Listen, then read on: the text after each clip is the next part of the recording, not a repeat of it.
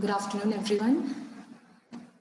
We will begin as soon as the resource person joins us.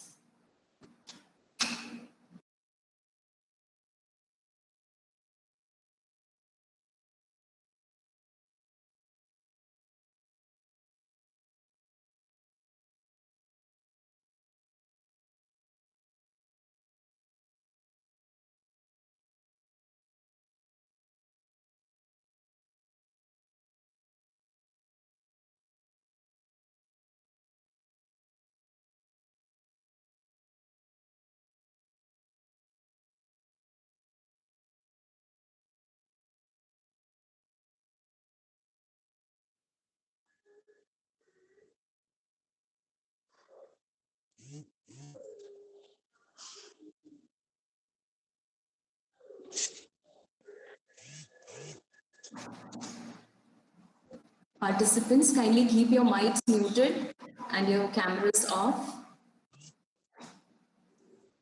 We request you to refrain from introducing yourself in the chat box as it may distract the speaker.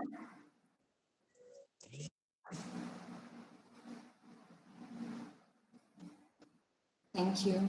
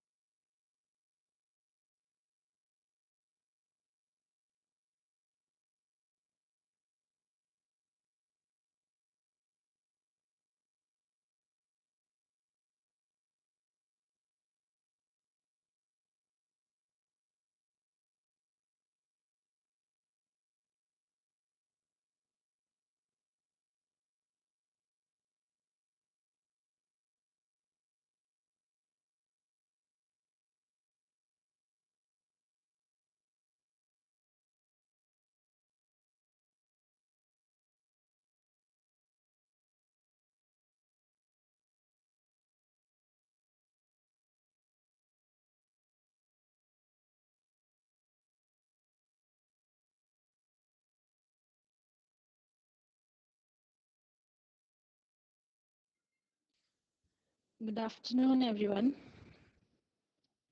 We have important instructions to be followed.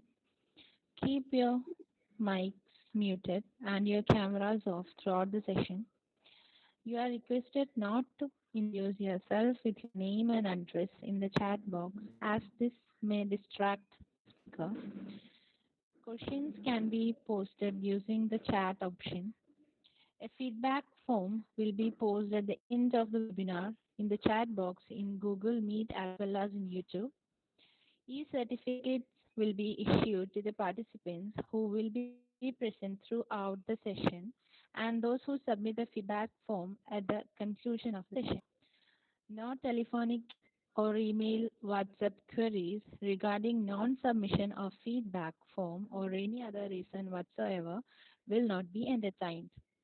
We will not post the feedback form in the WhatsApp groups. E-certificates will be issued to those who submit their feedback, and we request your endorsement and encouragement of our efforts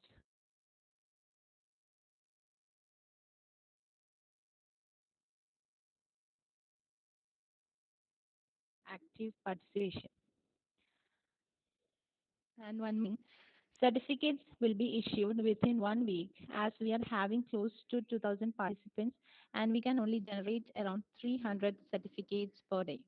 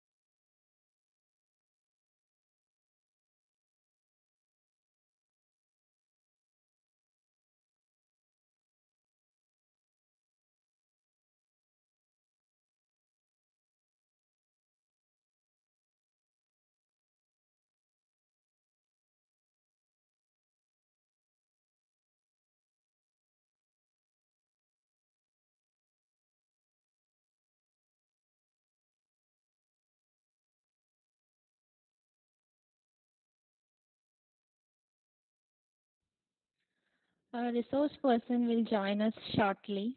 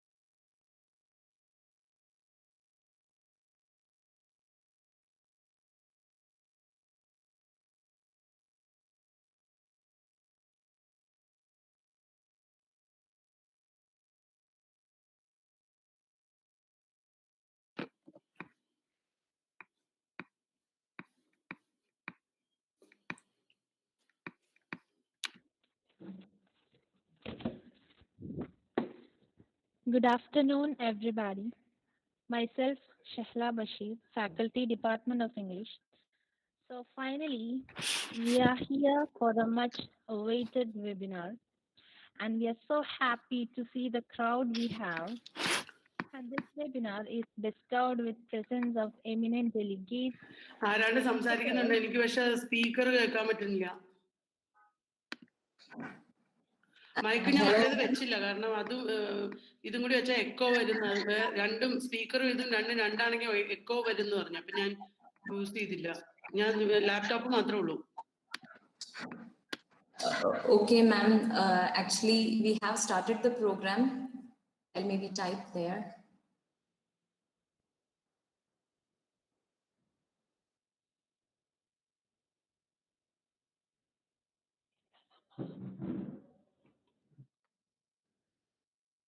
Hello. So, first of all, I welcome our respected principal, Dr. C. Rajesh sir, our resource person, Dr. Kalyani Velath ma'am, founder and director of TES Education Trivandrum, HOD of the department, Dr. Najla TY, program coordinator, Assistant Professor Shahil, and it's my privilege being a part of this webinar as joint coordinator.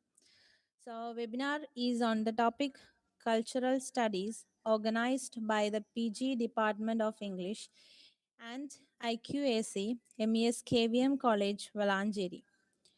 On behalf of the department and college, I heartily welcome all the participants with pleasure.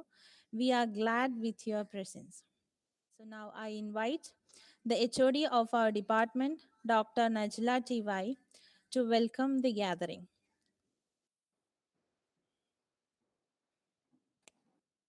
Respected Principal, Dr. C. Rajesh, esteemed resource person of the day, Dr. Kalyani Vallath, dear participants, faculty, and students from all over India, a very good afternoon to you all.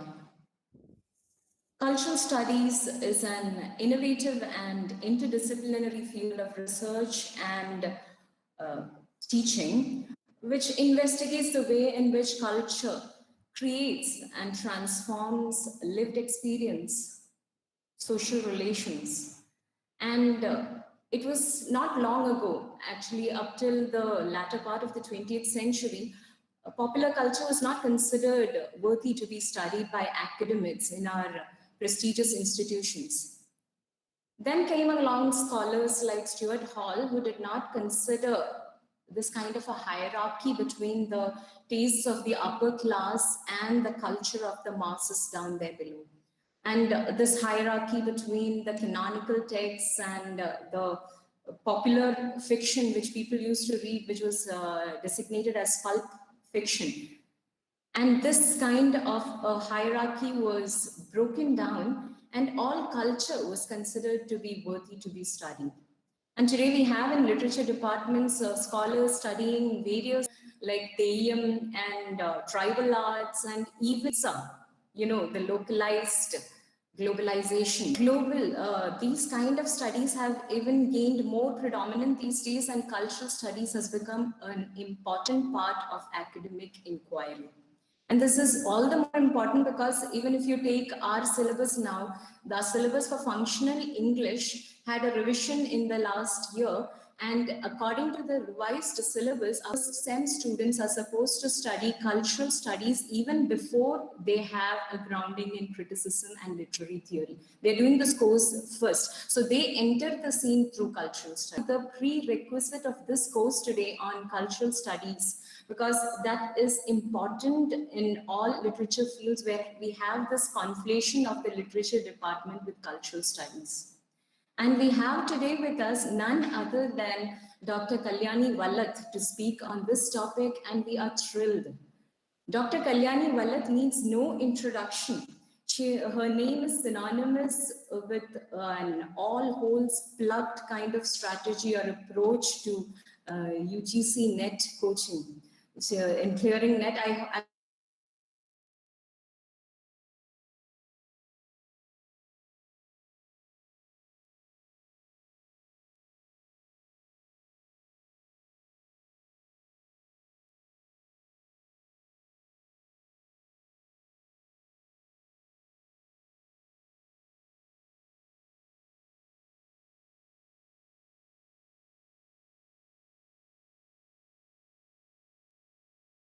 And apart from TES, other ventures include Bodhi Tree Publications, Q Shop, a literary lifestyle products shop, and various clubs and associations like eProf, Ace of Clubs, and various others. So her many years of experience in over India has, and we know how the faculty and students flock in. Thrilled to have you, ma'am, for this webinar here today. I entire team here at MESKVM College Valancheri. I'm not sure if ma'am is able to hear what I'm saying. Yes, ma'am, I hear you. Thank you, ma'am. Thank you. Welcome.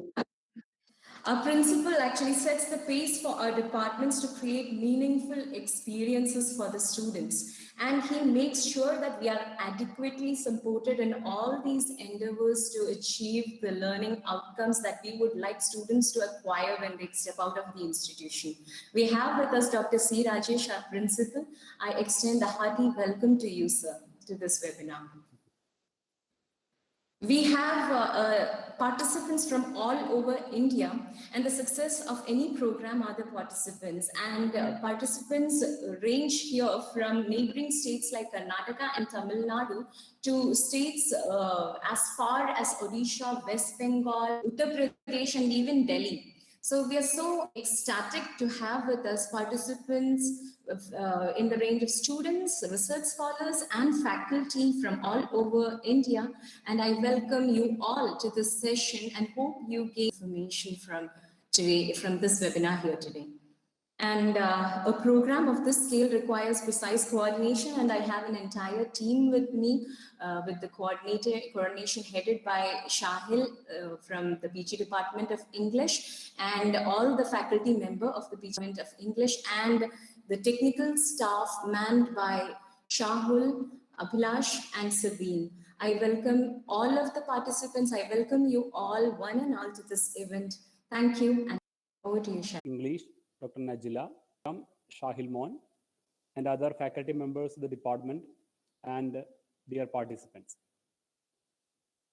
We use the word culture to express the social behavior of a particular people or society. But actually, cultural studies has multifaceted dimension that concentrates upon the political dynamics of contemporary culture, its historic foundations, etc. And as Dr. Najila told, it is an innovative area of learning and an emerging area also.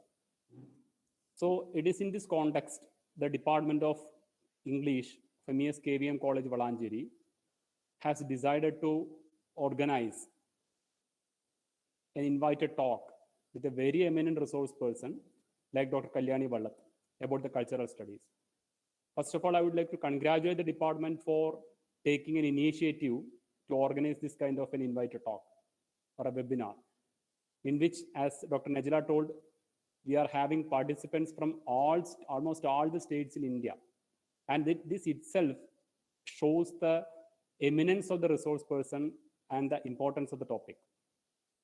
I congratulate the department once again, and I would like to declare this webinar open. Thank you.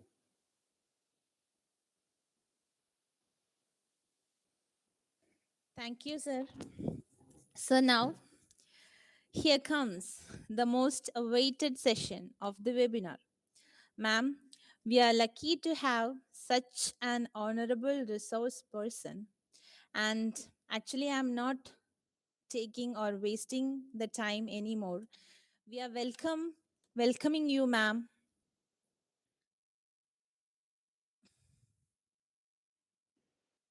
Thank you very much, Shala. Shall I begin? Yeah, of course.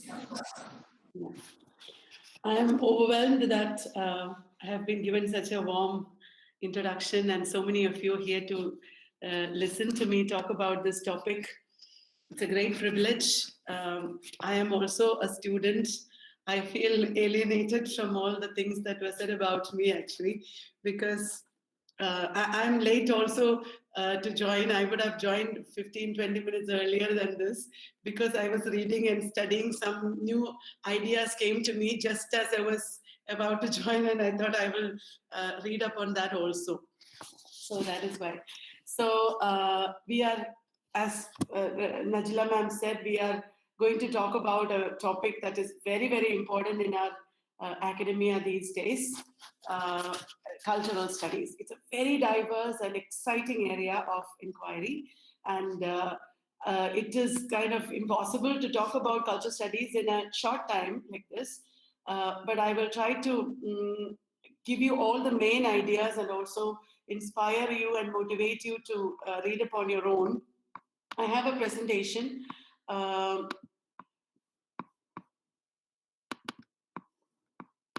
where I will share with you all the major details.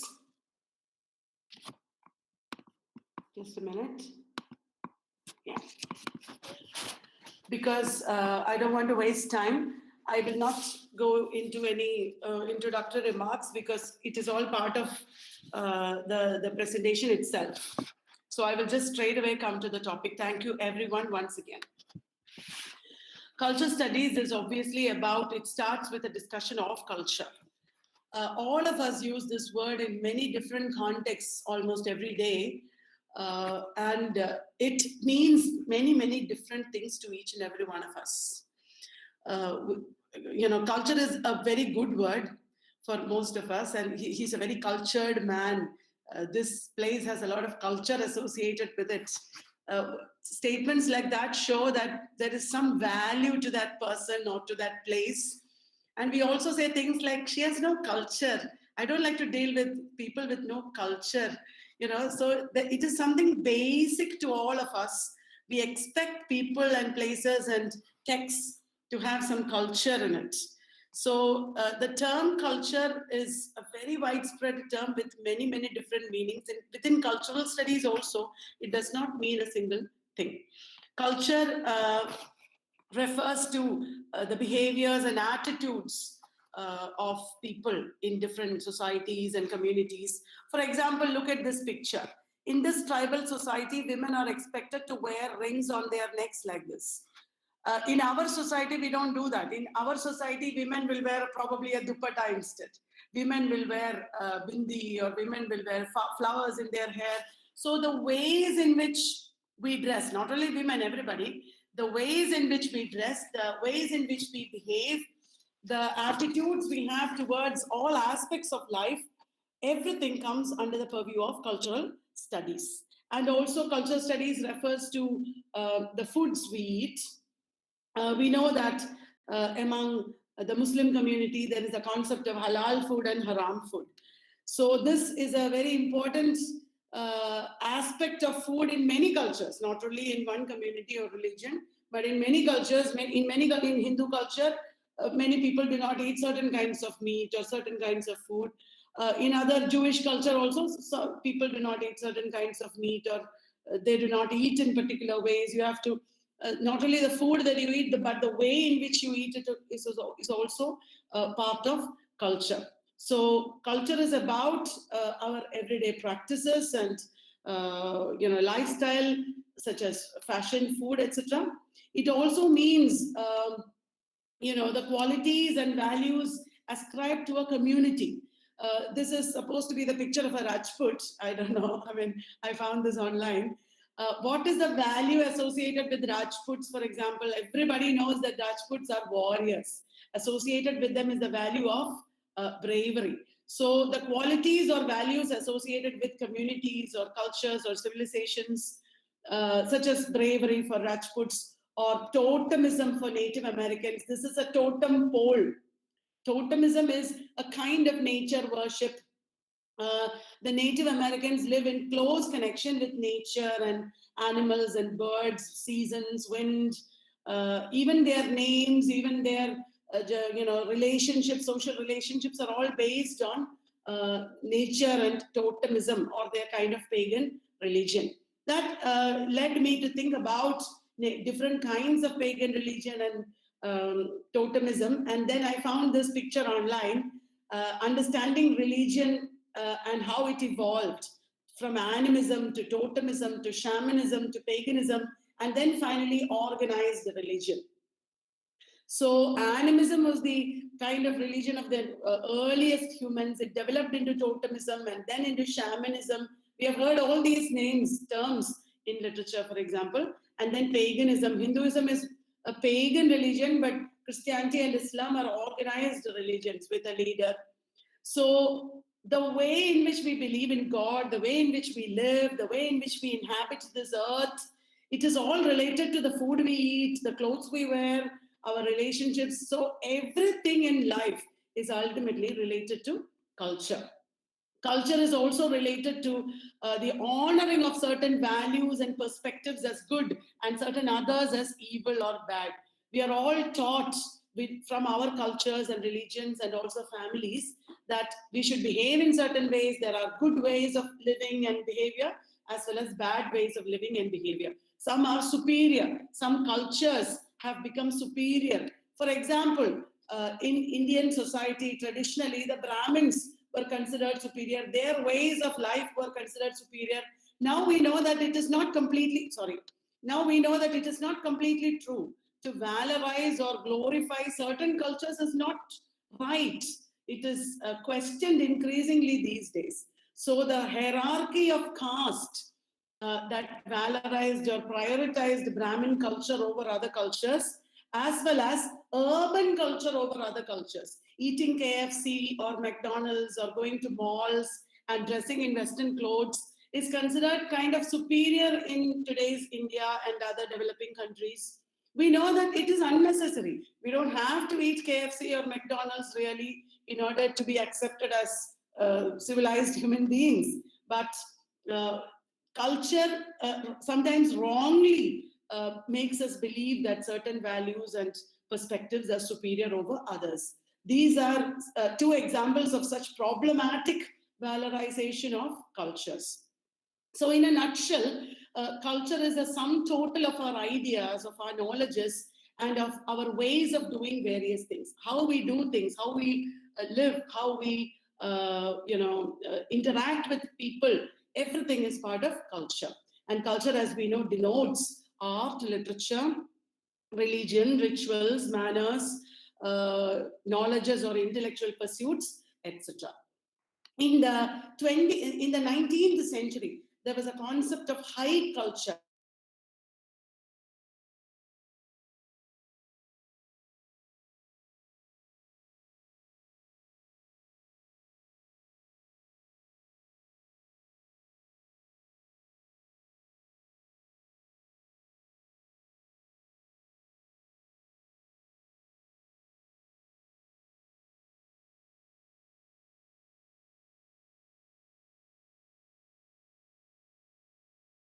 Culture or low culture and defined high culture. One important writer and critic that we know, Matthew Arnold, was a very great advocate of high culture. High culture means the fashion, lifestyle,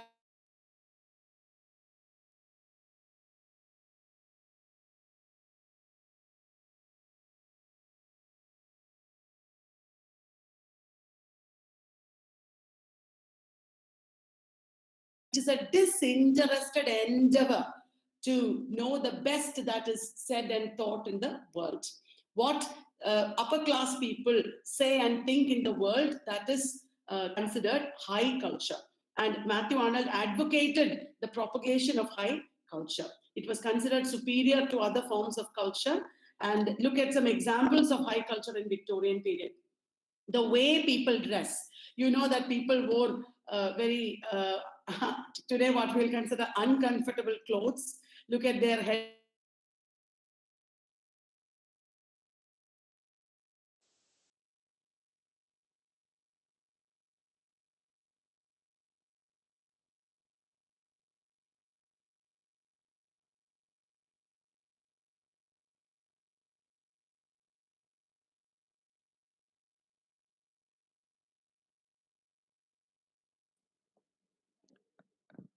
Hello.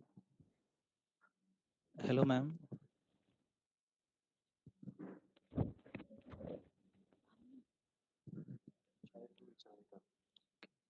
I think we are facing some technical issues.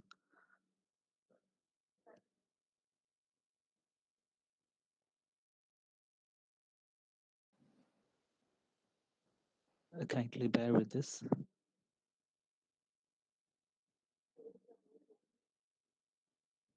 She will join soon. Okay, ma'am. Yeah, am I audible?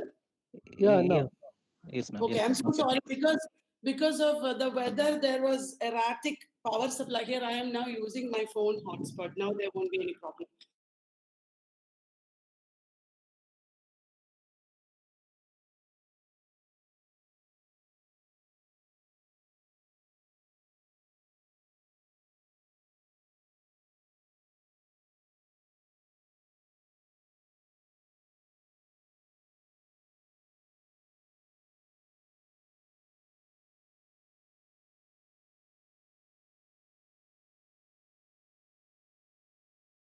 There was also fox hunting in the Victorian period. We have references to fox hunting in, for example, Pamela. In the 18th, 19th century, both men engaged, upper class men engaged in hunting.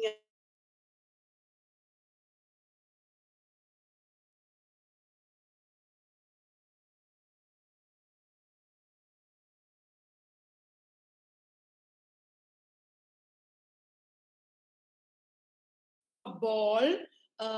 You know, from literature again, we encounter so many books where 19th century balls, 18th and 19th century balls of the upper classes are depicted.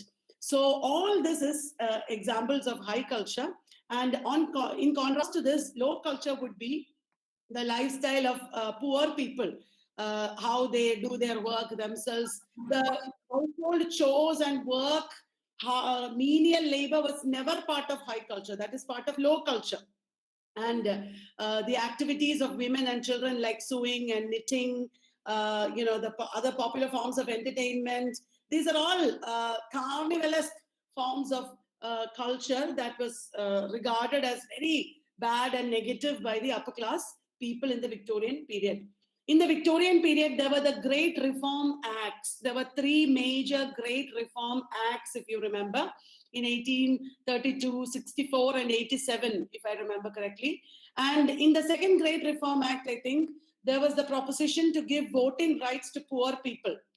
And including Matthew Arnold, all the great thinkers and advocates of high culture were seriously worried that giving voting rights to ordinary people, to the working classes, to women, to ex-slaves in the USA, all this would contaminate high culture. This would destroy high culture. They were really afraid. So I have given here some images of universal voting rights. This is a famous picture of. Excuse me, ma'am. Sorry to interrupt. Ma'am, are you presenting? It's not visible right now. Oh I my think. God. One minute. I'm so sorry again. I am presenting. Oh, yes, ma'am. The second time you entered, you have not. I didn't. Don't worry. I can show you that once again. If it is possible for you, ma'am. Your correct connection. Yes, ma'am. Now it's visible. It's not full screen. Yeah. So I was talking about high culture. I was talking about throughout this presentation. If it goes wrong, just tell me. I'm sorry, I'm not that techno savvy, and many things that computer studies is about. I'm yet to learn. So this is the picture of high culture dressing that I showed you, that I tried to show you. This is the picture of horse riding. This is the picture of fox hunting, and this is the picture of the balls and dances.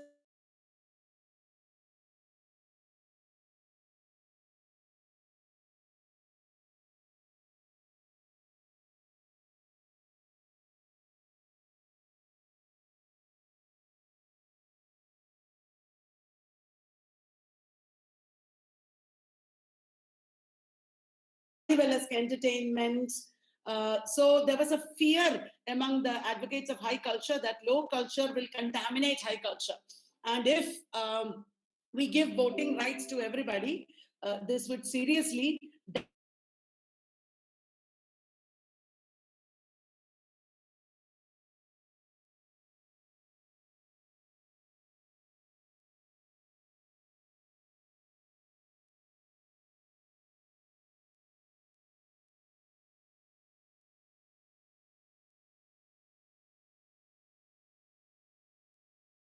this is a very famous picture of a black man casting his vote. This happened in the 19th century. This was very disconcerting for the advocates of high culture. And before I come to this, let me tell you, high culture took the form of taste. And in the subsequent period, that is early 20th century, we have people like T.S. Eliot and F.R. Lewis who advocated the propagation of taste. Remember, T.S. Eliot talked about criticism as the elucidation of works of art and the correction of taste. And the taste means, the great taste means understanding what is great literature. That is connected to the concept of the canon, the great literary works. And it is related to the concept of tradition. So high culture, taste, canon, tradition, these are all related. The F.R. Lewis, it was who wrote The Great Tradition, which also upheld high culture and how great literary works advocate the values of high culture. So cultural studies is actually against this. Cultural studies came in the period after post-structuralism and postmodernism, and cultural studies is against the valorization or glamorization of high culture. Culture studies talks about the lower class people, the everyday lives of people. Culture studies talks about the marginal, the silenced, the subaltern. So it is very democratic. Culture studies is so important because culture studies has corrected the mistakes of traditional theory and all the earlier approaches.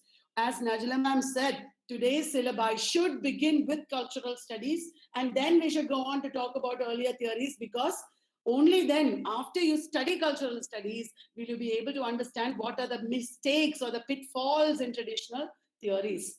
And culture studies talks about the values of working class culture.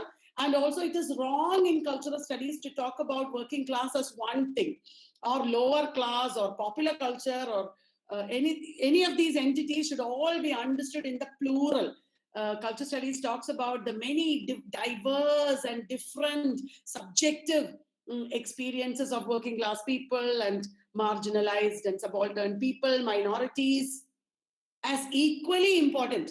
That is why ma'am was saying today people are talking about in their, not only the students in departments, even theorists talked about it. Ziauddin Sardar, in his seminal pioneering work on cultural studies, introducing cultural studies, he has talked at length. Like a graphic novel. It is in pictures. He has talked at length on a chicken outlet, an Indian chicken outlet, a Balti, it is called, in the US or UK, I think. So today it is legitimate to talk about the ordinary, everyday things that we do. If somebody drinks green tea, then you can do a research paper on drinking green tea. And what does drinking green tea show about that person? What kind of culture does it show? How does it create the identity of that person? Because one thing, green tea is expensive. Upper class people only can afford to drink green tea every day. And also green tea is drunk by people who are aware of health discourses, organic discourses, organic food discourses, who are aware of detoxifying the body and all those terms in health. We are all familiarized with it through this social media, etc. Detoxifying and what is it called? Oxygenating, or giving oxygen to the body cells. That is what green tea does.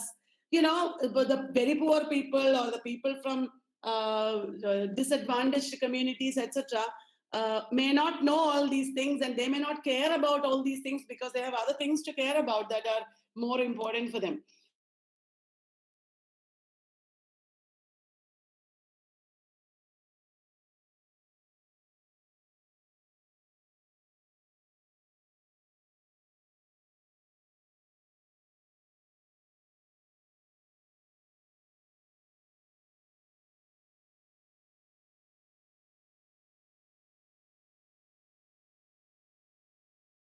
Our working class culture, our local culture. That is why we don't want dosha or idli these days. We want to eat burger and pizza and Lays. If you are not like that, well and good, but a lot of people are like that. There is a lot of beauty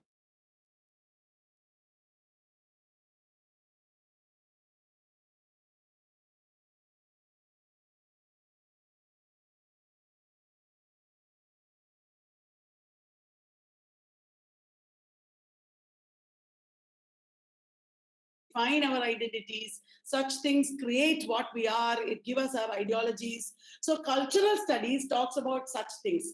Why do you drink tea, and how do you drink tea? Do you drink tea by mixing it like this, like in a local tea shop in Kerala, or do you drink tea from a vending machine? So such things that academics never really talked about before. Sports or fashion or ways of dietary habits.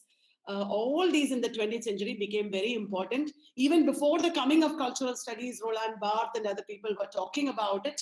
And cultural studies in the post-1950s period understands that what is considered universal or natural culture, we will think this is our natural culture. But actually, what is considered universal or natural is rooted in power relations. Even in whether you drink tea, what kind of tea do you drink? Do you drink tea from a vending machine? Do you drink black tea? Do you drink green tea? Do you drink organic tea? Do you drink tea from the local tea shop every day? All this is actually rooted in power relations because it has to do with our class consciousness. It has to do with our ambitions and financial relationships, our social and cultural and sometimes even religious relationships. Our food is also controlled by religion, we know that. So culture. I have a friend who doesn't eat chicken because chicken has a politics behind it, he says. You don't have to believe all these things, but these are the ways in which people think. I have a friend who is non-vegetarian but doesn't eat chicken because chicken has a politics behind it. Chicken was popularized in India so much. Everybody loves chicken these days, everybody who's a non-vegetarian. Chicken was popularized by the Westerners. It has a capitalist intent behind it. It is sometimes even meant to dominate over the Hindu or Muslim kinds of food and things like that. He thinks he deconstructs the event or cultural artifact of chicken, and he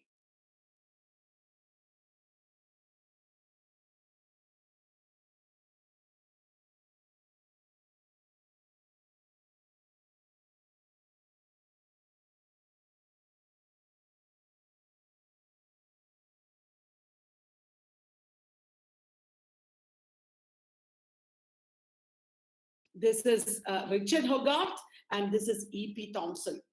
Raymond Williams, Richard Hogarth, and E.P. Thompson are the pioneers of cultural studies in the post-war period. They were associated with the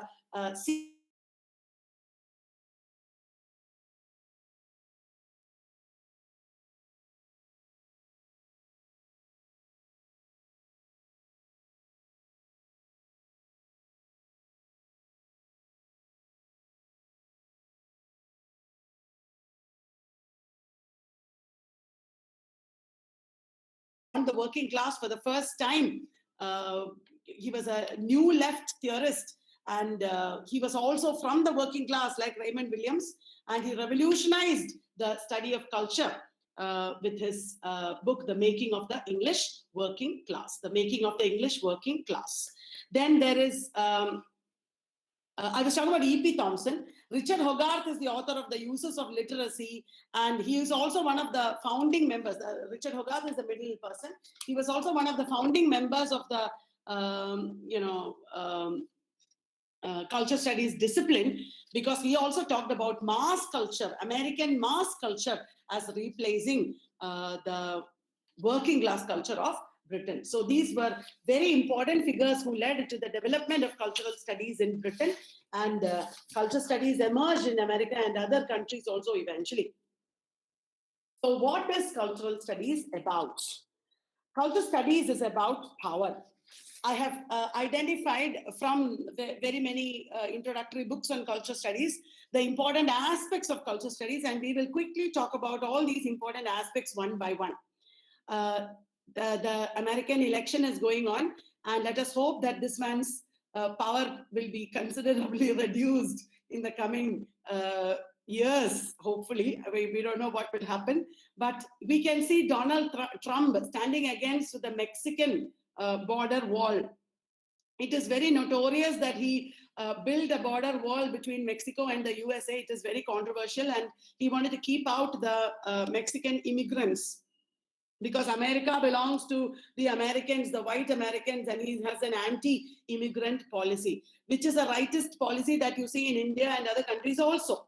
So cultural studies is concerned with the marginalization of communities and their perspectives, how the marginal communities look at mainstream cultures. Culture studies is concerned with. Culture studies is about the oppressed people, the dispossessed people. You can think of the refugees in that context. Culture studies talks about the marginalized people, the marginalized minorities, like for example, the homosexuals or the disabled people.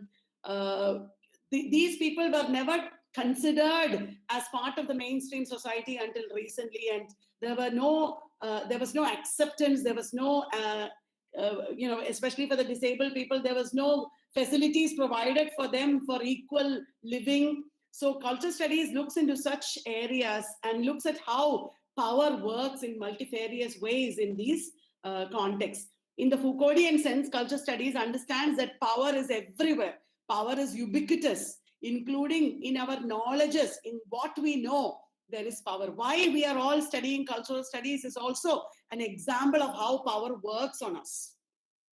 The traditional theories actually had lots of problems. The traditional theories ultimately made us accept globalization and Americanization, and most of the approaches that theory was claiming to resist.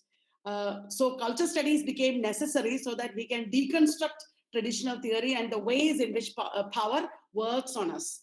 Culture studies shows how power constitutes individuals and communities and also exists within our social relations. Our social relations between teacher, mother and daughter, or neighbors, or any relation that we see in the society is not an innocent relation. It is loaded with power, and it is defined by power relations. So culture studies explore how power works in our daily lives, in our identities, and also helps us to find resistance to it. It looks at how power expresses itself in our lives and also gives us possible avenues of resistance to the domination and the power that we experience in our lives. That is a very important area in which culture studies works. The second area in which culture studies works is identity. Culture studies understands that identities are not monolithic, unchanging things. Identities are constructed through discourses, as I told you just now, the discourses of power and negotiation. Every day our identity is being formed because of the knowledges we have, because of the relationships we enter into, because of our entertainment, because of the media that we watch, and so on and so forth. Our identity is in a state of flux. It is continuously getting formed. It is changing. And cultural studies looks at the ways in which racial, sexual, ethnic, communal, etc. identities get constructed. How do identities get constructed? You are looking at Malala Yousafzai, as you know, and what was her identity?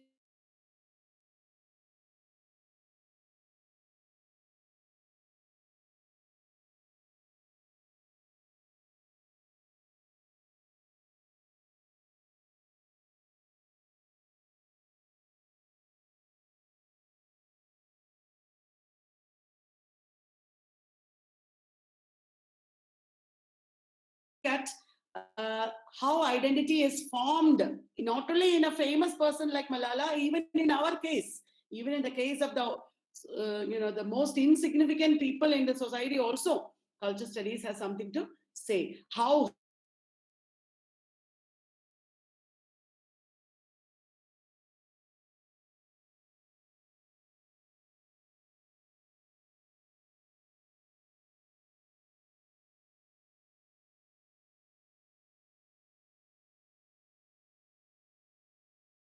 areas in which power is working in different ways, and culture studies will deconstruct the identity of a person or the text written by that person in order to understand how power and culture work in that person to create identities and relationships. Another important concept that is very pertinent to culture studies is that of ideology. You are looking at the picture of the Ram Mandir that is proposed to be built at Ayodhya. It is a very problematic event in the history of India. A lot of Indians are supporting it, and a lot of Indians are from empowerment of Hindutva ideology that this event will bring in our country. It is possible that our country will completely change. We are all from different parts of India. We have different ideologies, different political orientations. In cultural studies, the aim is not to say something is right and something is wrong. That is not what we are saying here. But every event that is happening around us, not necessarily big events like this, but also smaller events, are dominated by or informed by ideologies.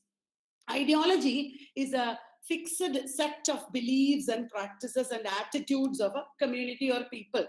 Ideology refers to, we talk about patriarchal ideology. That means patriarchy makes us act and think in certain ways. That is called patriarchal ideology. There is also colonial ideology we talk about.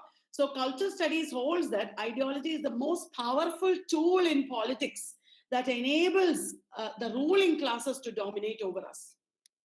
The people who are in power, not necessarily political power, there are many kinds of power. The people who are ruling us will kind of impose upon us their ideology. It was so not only today in India, but I'm not talking about today's India, I'm talking about every period in human history.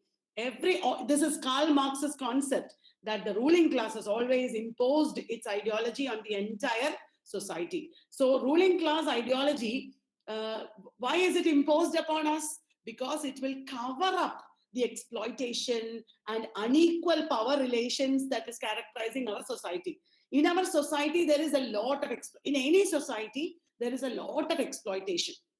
In any society, there are also unequal power relations. But when the ruling class imposes its ideology on the entire society, we become numb, we become blind, we are unable to look at how we are exploited and how we have become unequal in our own society. So to mask the exploitation and unequal power relations between people and social classes, the ruling class will impose its dominant ideology upon us.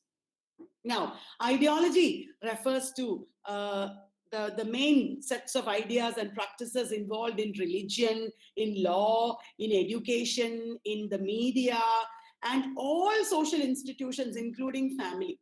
So in all social institutions, ideology is at work, and ideology need not be innocent. Ideology might subjugate us.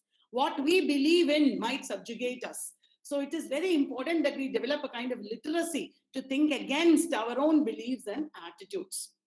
Also, religious and cultural actions will lead to the expansion of certain ideologies. The BJP government is building the Ram Mandir, and it will lead to the expansion of the Hindutva ideology. More and more people will accept the Hindutva ideology if this happens. That is a very obvious reading of the events. So ideology is at work in our culture, and culture studies is engaged in deconstructing ideology and exposing it.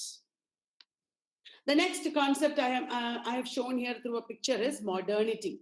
The picture is not very clear because it's a very, very old picture from several centuries ago. In the 19th century, when Christianity and colonialism went hand in hand to Africa and Asia, it also took with it, Christianity and colonialism took with it the idea of modernity. You know, the white man's burden, the aim of colonialism, the professed aim of colonialism and Christianity was to civilize the blacks. It was considered the white man's burden to civilize and modernize the Eastern and African colonies, the people living in Eastern and African colonies. The term modernity was originally associated like this with Christianity.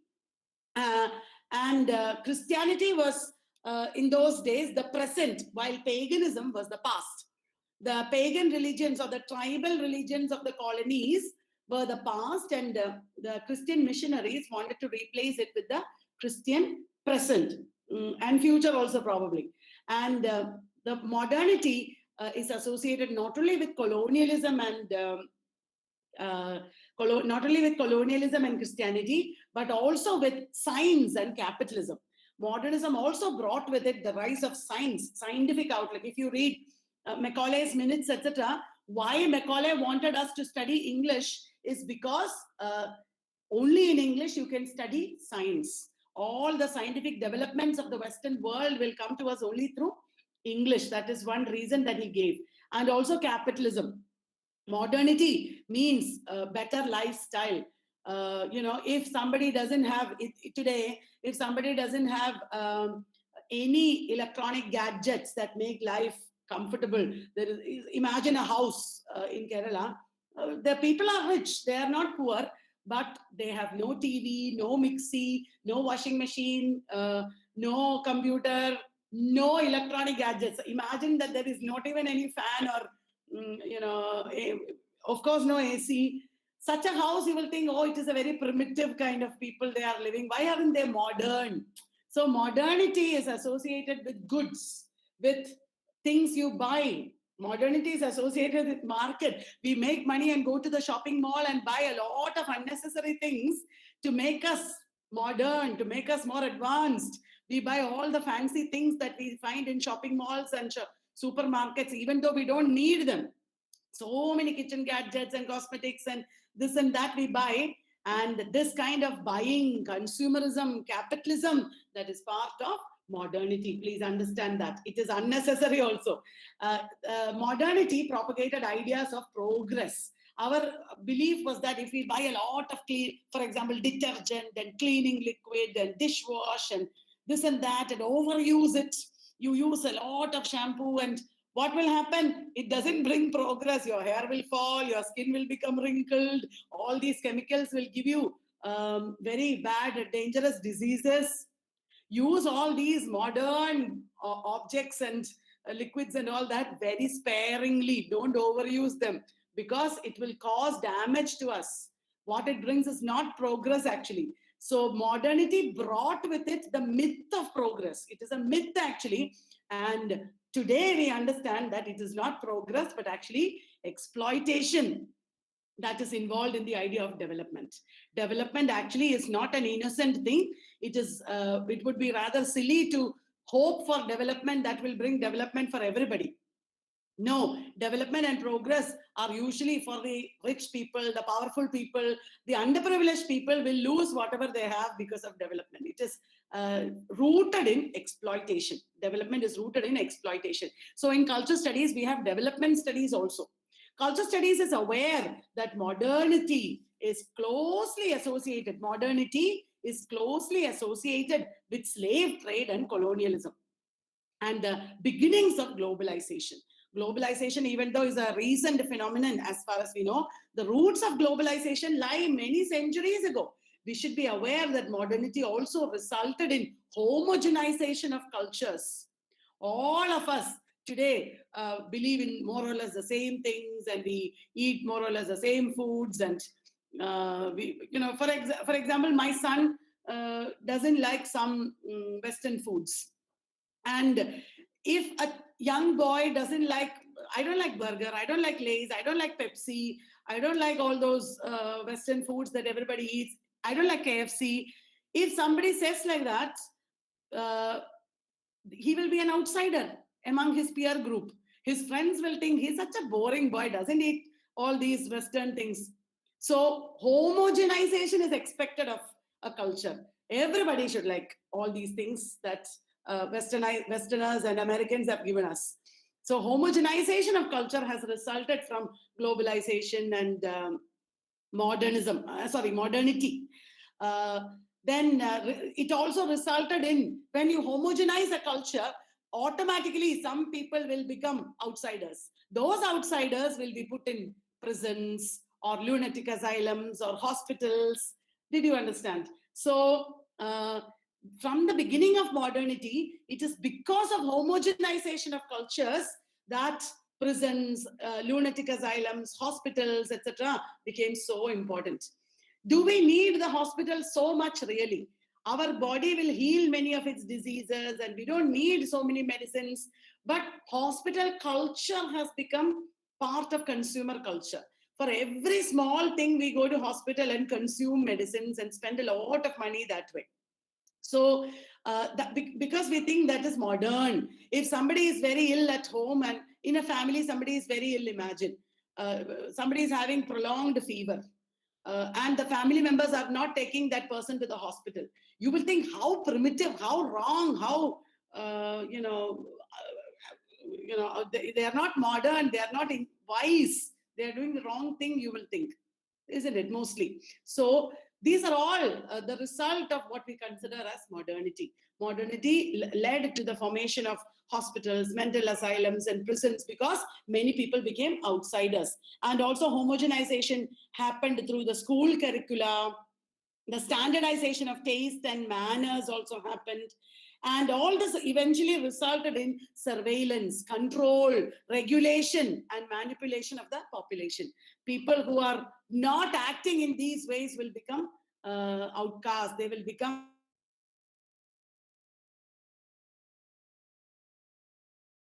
complicated concept, this modernity, which actually made us subservient and subjugated us. Another concept is post-modernity and globalization. You can see here the map of the world, which shows all the corporates of the world. Now, postmodernity began in the post-industrial period after industrialization in Europe and America, and signaled the rise of massive communication technologies and information technologies. Computer, ICT, all these things developed, and also production became fragmented. This is the logo of the Volkswagen company. A Volkswagen car, even though originally it's a German company, it is not made only in Germany. A Volkswagen, the parts will be made in many different parts of the world, including the Eastern countries. So production became fragmented. Across the world, production is taking place these days. And there is global cash flow. Money is flowing. This is related to Arjun Appadurei's concept of the 5 scapes. We will come to that presently. The result was the formation of transnational trade and global communication networks. Across nations, trade and communication started to happen, and this led to what is called globalization.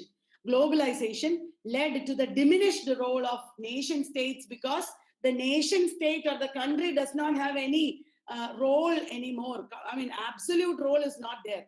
The government of a country is ruled by the corporates. The corporates rule over the nation states and their governments. So this led to diminished role of nation states. This led to technocracy, that means the absolute rule of technology. This also led to consumerism, pollution, neo-imperialism. Neo-imperialism means ruled by the corporations.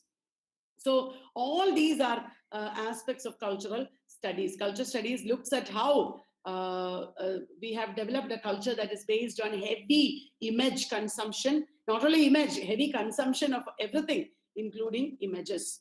And we have reached a postmodern state in life where our original values and our roots are all forgotten and replaced by illusory, hyper-real identities. Did you understand? The next concept that is related to cultural studies is the everyday. Culture studies analyzes the everyday, especially in metropolises. Everyday life, especially in the metropolises, is analyzed by cultural studies. You can see a metro train here. I think it is the Delhi Metro. And people going in and out and living, in the context of lifestyles, in the context of consumption and social relationships, everyday life becomes a very important concept. Culture today, it is understood as something in a state of flux, and culture is always formed and changing. Culture is the result of experience. Culture is the result of subjectivity. Culture is not the same for everyone. Culture is the result of subjectivity, and language, the way we use language. Culture is the result of ideology. Such concepts are very prominent these days.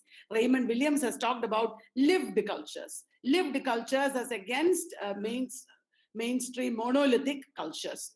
Lived cultures means the food we eat, the fashion we adopt, the entertainments we engage in, etc. And lived cultures belong to the realm of the everyday. Lived cultures are plural and fragmented, and meanings are continually contested. Meanings are not the same. New meanings keep emerging and conflicting with other meanings. So culture studies looks at what are the various forms of cultures that exist at a particular time, who has access to certain cultures and who doesn't have access to certain cultures. Who has access to certain cultures.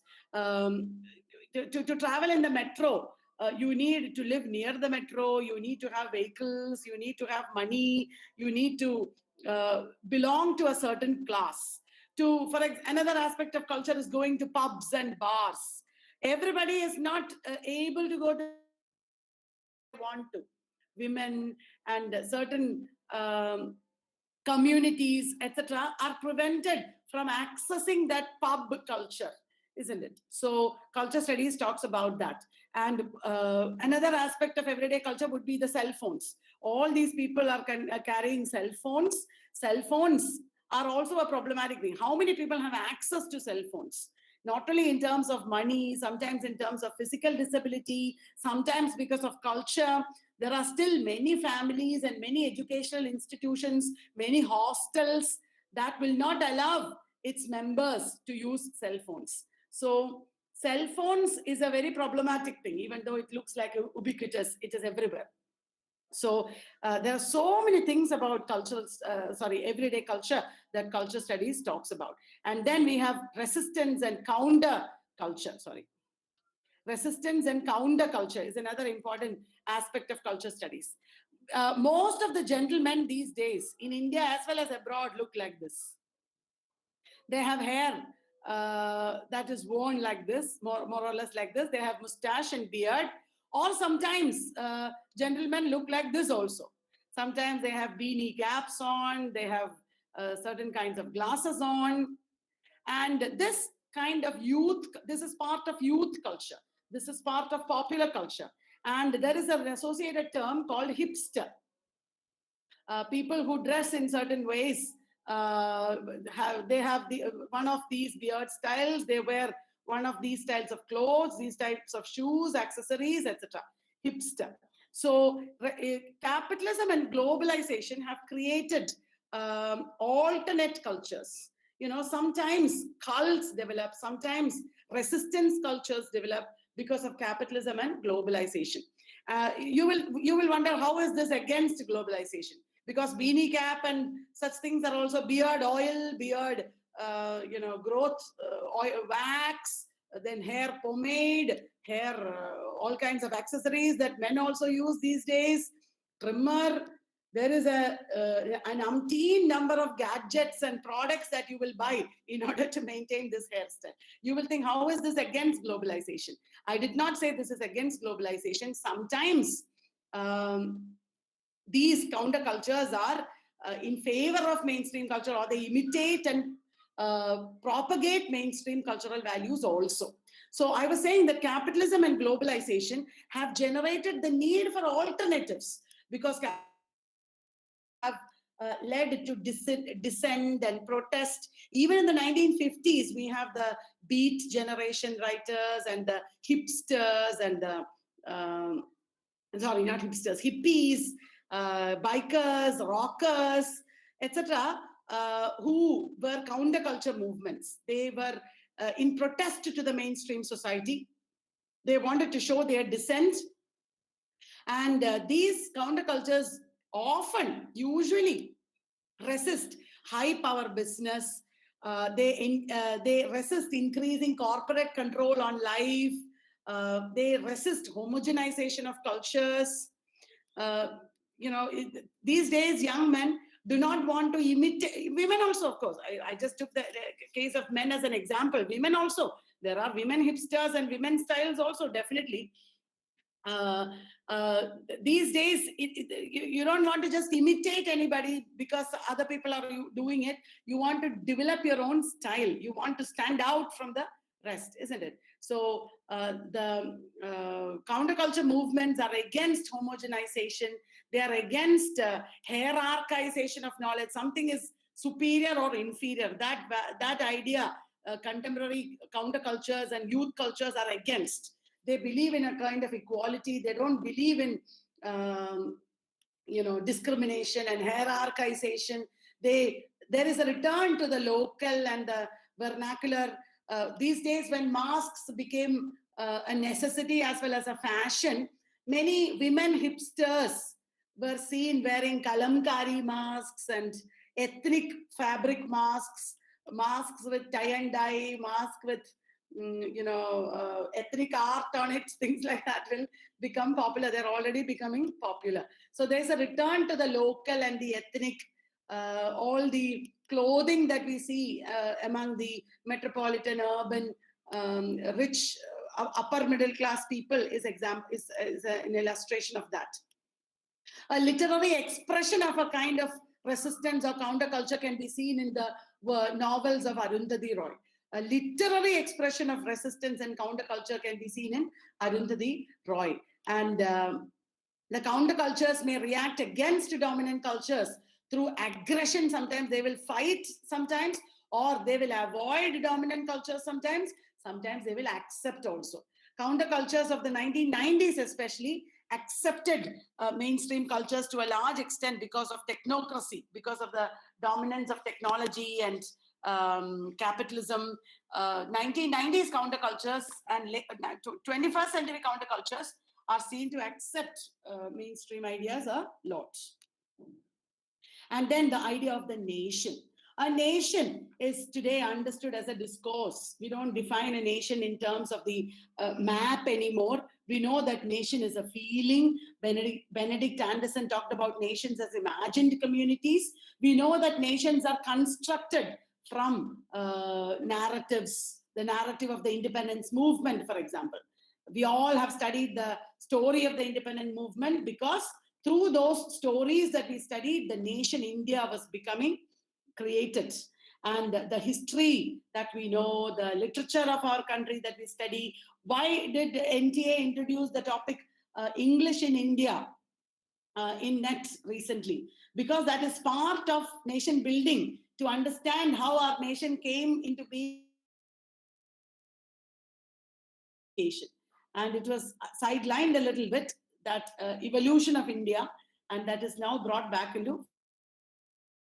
Is generated, or nation comes into being through history, literature, media, popular culture, representations. When you look up India in the internet, you will see the landscapes of India, the social events of India. You will see historical figures like Gandhi or Sardar Vallabhbhai Patel or Ambedkar. You will see rituals of India. All these are representations of the nation through which the nation comes into being. The concept of the nation often lays emphasis on the origins of the nation or the tradition of the nation, how our nation came into being, what was the original or pure or real tradition of our nation. We will also give emphasis to continuity and timelessness. When we talk about Indian culture, if you think the example of Indian culture, you will understand. The formation of the nation also depends on certain rituals considered as more important than others. Certain rituals and practices are considered more important and more authentic than others. For example, the celebration of the Independence Day. There is actually an imposition of the celebration of Independence Day these days. Schools will be punished by the government if they don't celebrate, because they will be looked upon as anti-national. Because India is a free country, nobody should be actually forced to do anything. Many students will be punished if they don't attend the flag hoisting ceremony in school on Independence Day, etc. So certain rituals are considered more important in a nation than others, more authentic. And all this is based on the formation of the myth of a nation or culture. There are so many people inside a nation itself who are marginalized and who are starving and who are not taken care of. The government even tries to throw them out. You have seen the example of Donald Trump throwing out Mexican Americans. It may or may not happen in problems within a nation. The overarching story of the nation hides these exploitations and insecurities within the nation. So culture studies deconstructs these ideas. Look at, I have given some more pictures here. Nation is formed through its national monuments, the national flag, the national anthem. That is why national anthem is being played in movie theaters these days, because it is a testing of whether you love India, whether you are Pakistani. And then nation also comes into being through movies like this. Gunjan Saxena, the Kargil girl. And there are so many movies like this in Bollywood these days that bring alive the concept of the nation. Nationalism is being propagated and nurtured in our minds through such texts. So nations are a very problematic term today in cultural studies. Homi Bhabha has said that between the nation and the non-state, nation-state and the non-state, there is a liminal public sphere. In between the nation and the nation-state and the non-nation, there is a liminal in-between public sphere that is emerging. It is like a third nation. Now, one more concept I'll talk about is multiculturalism. Multiculturalism is the reality of any country where several cultures coexist. When several cultures coexist, naturally, there will be questions of whether they are all equal. There will be questions of equal opportunity, affirmative action, representation, definition of a national culture, etc. There is a new term that I will introduce to you now, post-colonial liberalism.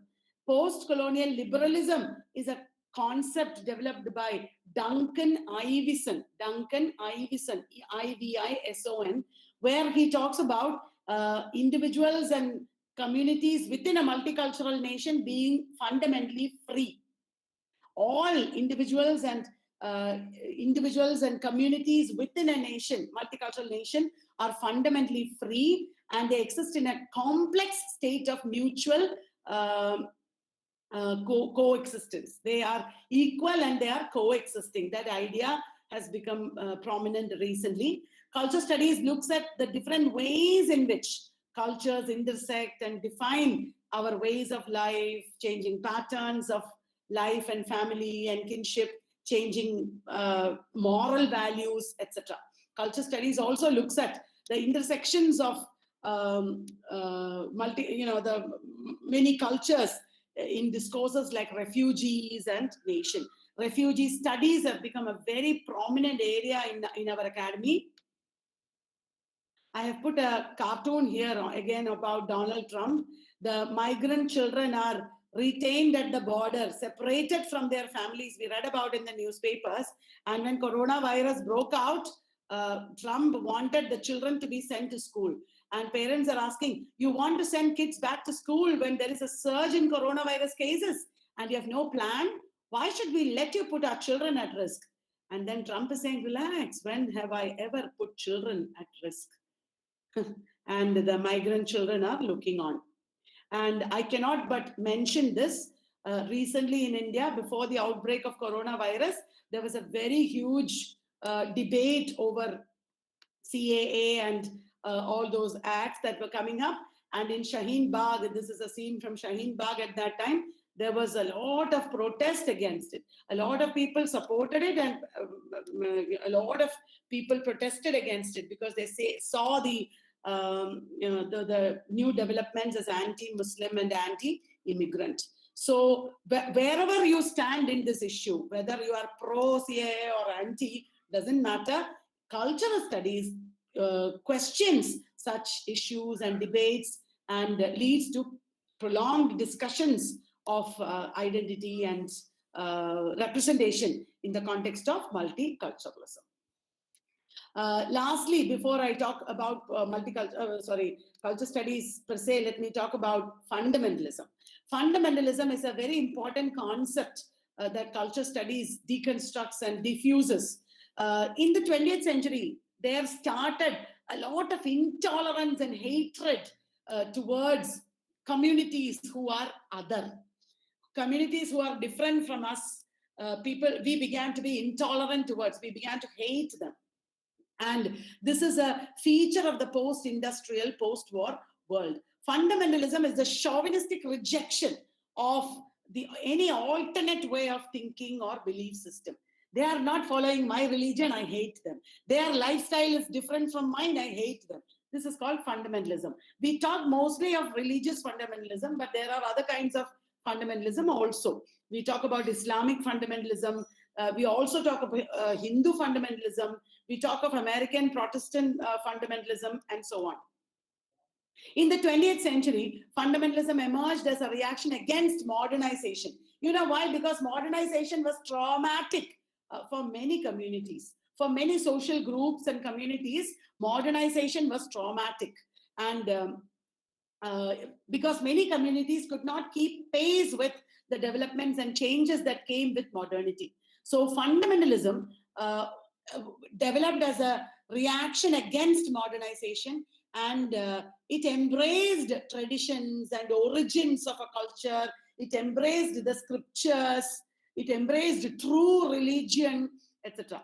The best example of this in history is Adolf Hitler, whose picture we see here. The Great Dictator movie by Charlie Chaplin is a very poignant study of fundamentalism. And fundamentalism continues to be very relevant today in the context of social class, cultural politics, identity, ideology. And in Britain, and it was against high culture and the concept of tradition advocated by Matthew Arnold and the modernists and F.R. Lewis. And it began at the Institute for Social Research at the University of Frankfurt. The Frankfurt School, they came to be called. There were a group of philosophers and social scientists associated with this institute. And the members of the Frankfurt School were political and academic dissidents. They questioned established ideas and mainstream practices, and they critiqued both orthodox Marxism and capitalism. They critiqued both orthodox Marxism and capitalism. The Frankfurt School, why is it important in cultural studies? Actually, the Frankfurt School laid the foundations of cultural studies because they did a lot of transdisciplinary work in relation to culture and communications theory. Transdisciplinary work. They did not remain within one discipline. And the research and the concepts of cultural studies, such as critical theory, dialectic of enlightenment, culture industry, etc., propounded by the major figures Max Horkheimer, Theodor Adorno, George Plekhanov, Erich Fromm, Herbert Marcuse, Walter Benjamin, etc.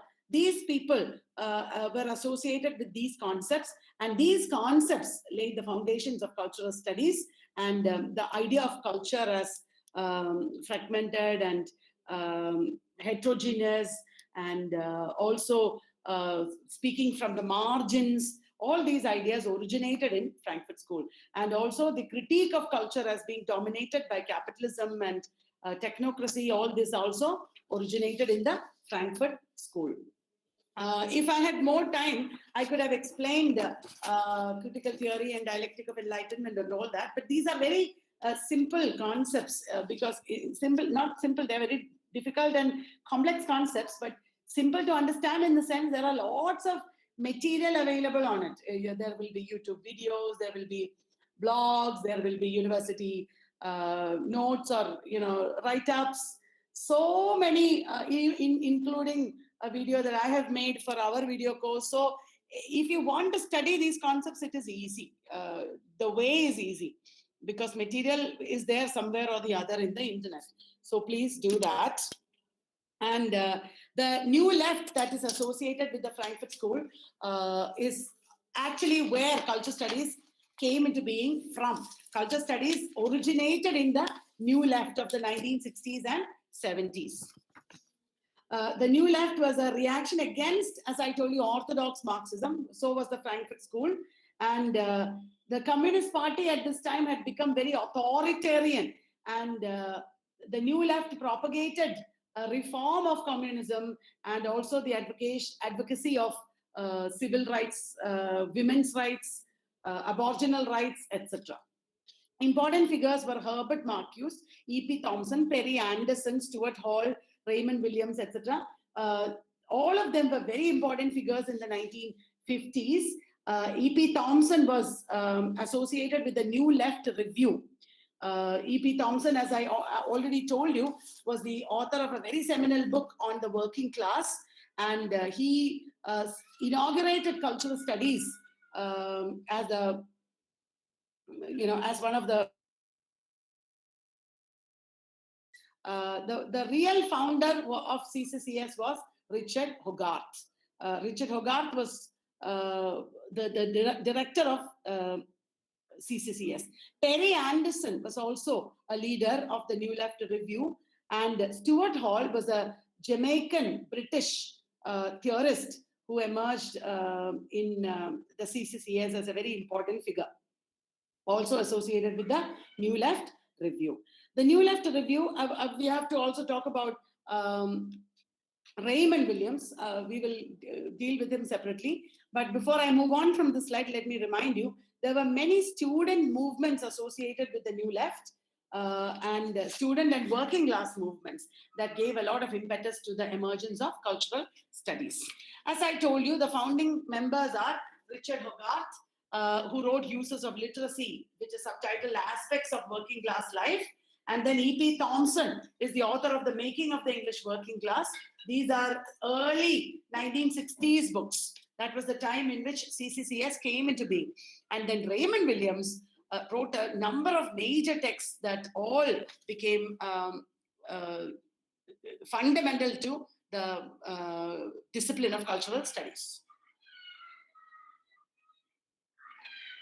As I told you, Raymond Williams talked about lived cultures. Raymond Williams also talked about culture as ordinary and culture as a whole way of life, where he talks about culture as a felt reality. And this he discussed in the book Culture and Society, as well as The Long Revolution.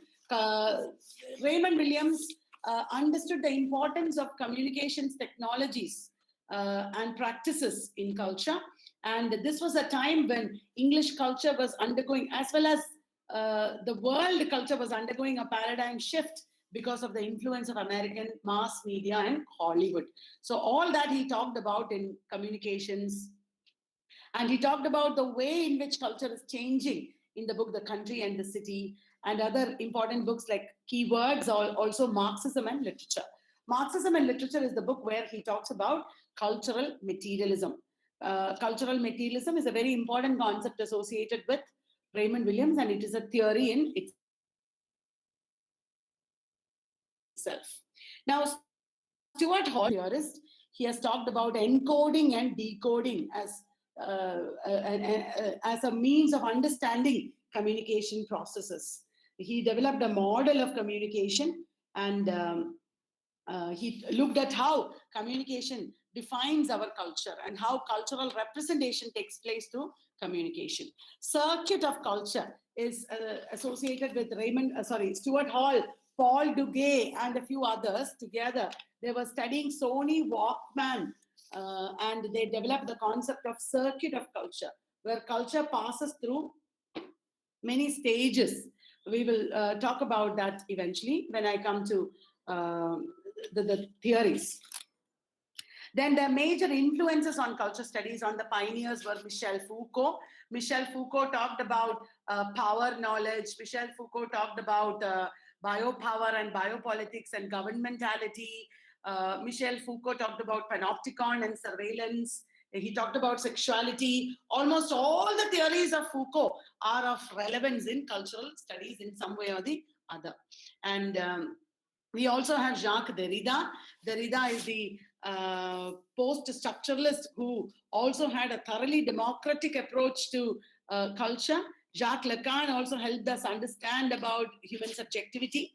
Louis Althusser was a Marxist revisionist who talked about power and ideology. Antonio Gramsci talked about hegemony.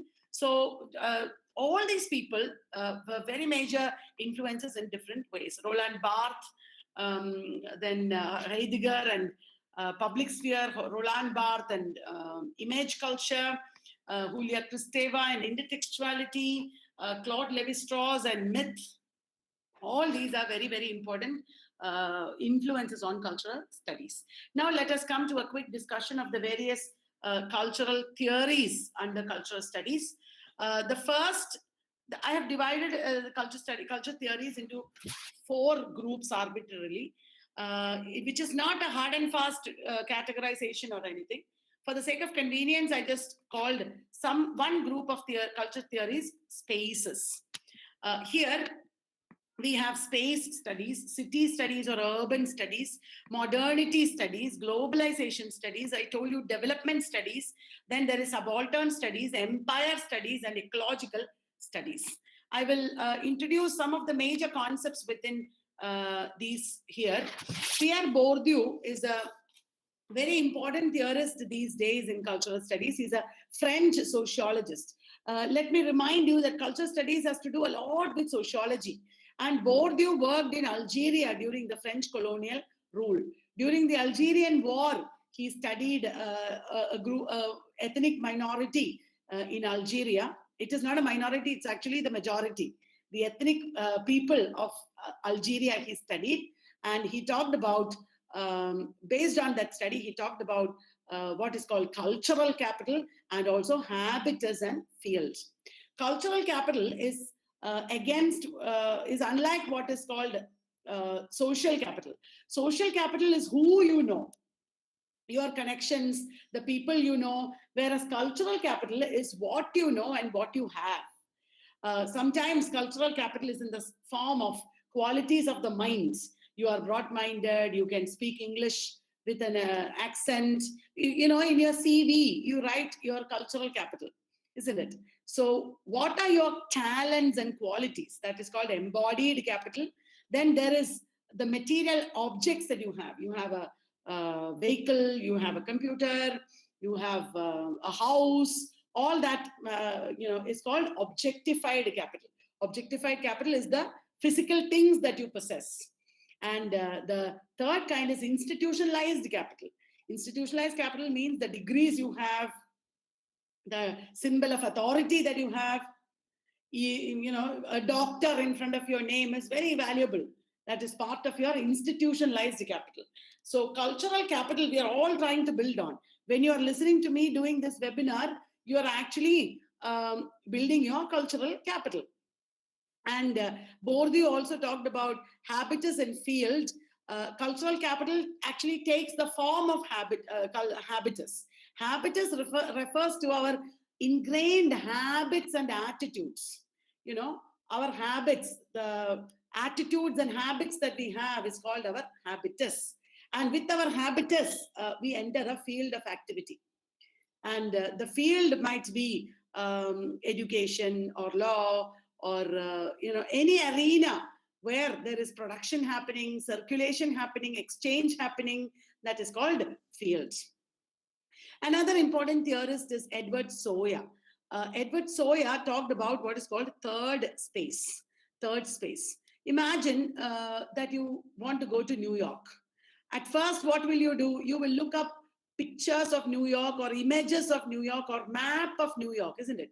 So that is one kind of representation of that space. And then the New York that you see from the sky, from the, what is it called? The aeroplane, as you're landing there, that's another kind of space. Third space is that space that you experience when you actually live in New York and see the people, live with them. Third space refers to the actual lived experience of space. You have to actually go and live there in order to understand this. Their emotions, experiences, people's emotions, experiences, memories related to space. That is called third space. Then Roland Robertson has talked about globalization. Related to globalization, there is localization. Localization is evoking the local within the global. For example, when you go to McDonald's, you will find Mac Aloo Tikka Burger. Mac Aloo Tikka Burger. The other day I was at a bakery and I pointed to puffs and said, "What puff is this?" And they said, "It is chili chicken puff." I said, "I have never heard chili chicken puff before." So puffs is a Western food. Burger is also a Western food, but you put chili chicken inside or aloo tikka inside, then it becomes Indianized. Did you understand? That is an example of globalization. Arjun Appadurai is a globalization theorist who has talked about disjuncture and 5 scapes.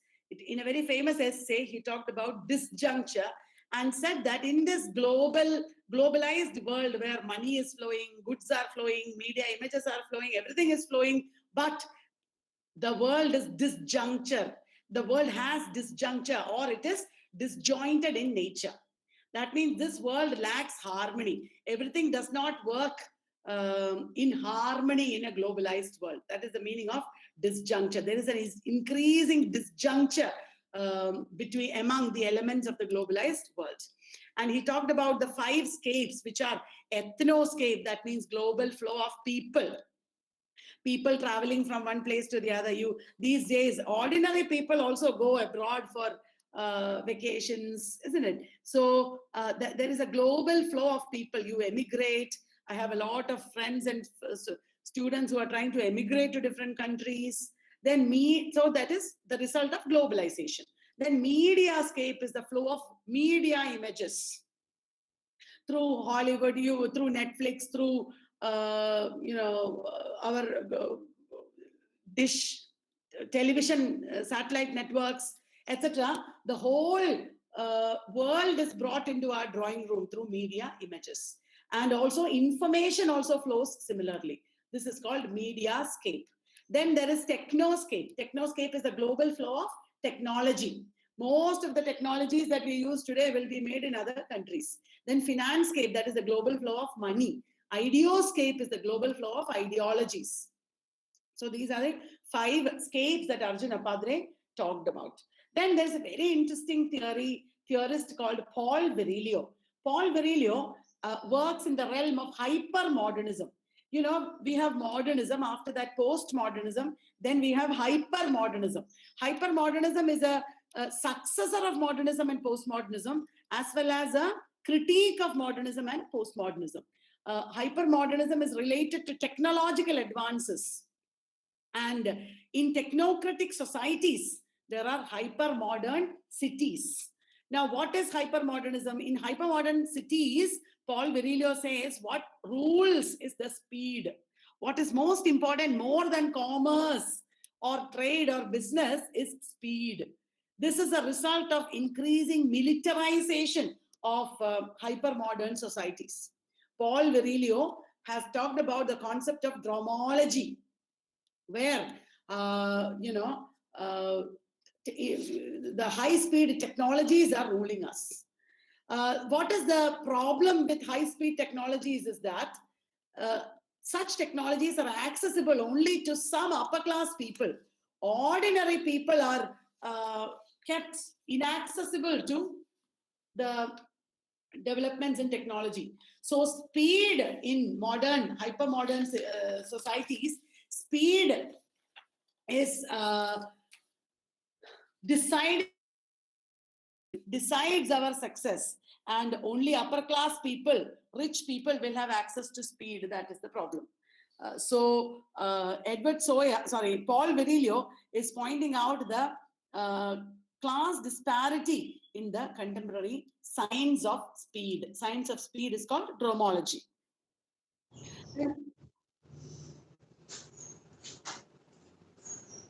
Ulrich Beck, has talked about risk theory. That is a very interesting new concept. In techno cultures, technology has created for us a lot of risk. The risk can be in the form of natural calamities or social catastrophes. For example, in Kerala, there was floods some time ago. And that flood was not just a natural thing. There was a lot of rain there, but our urbanization and technology created for us problems. It created waves.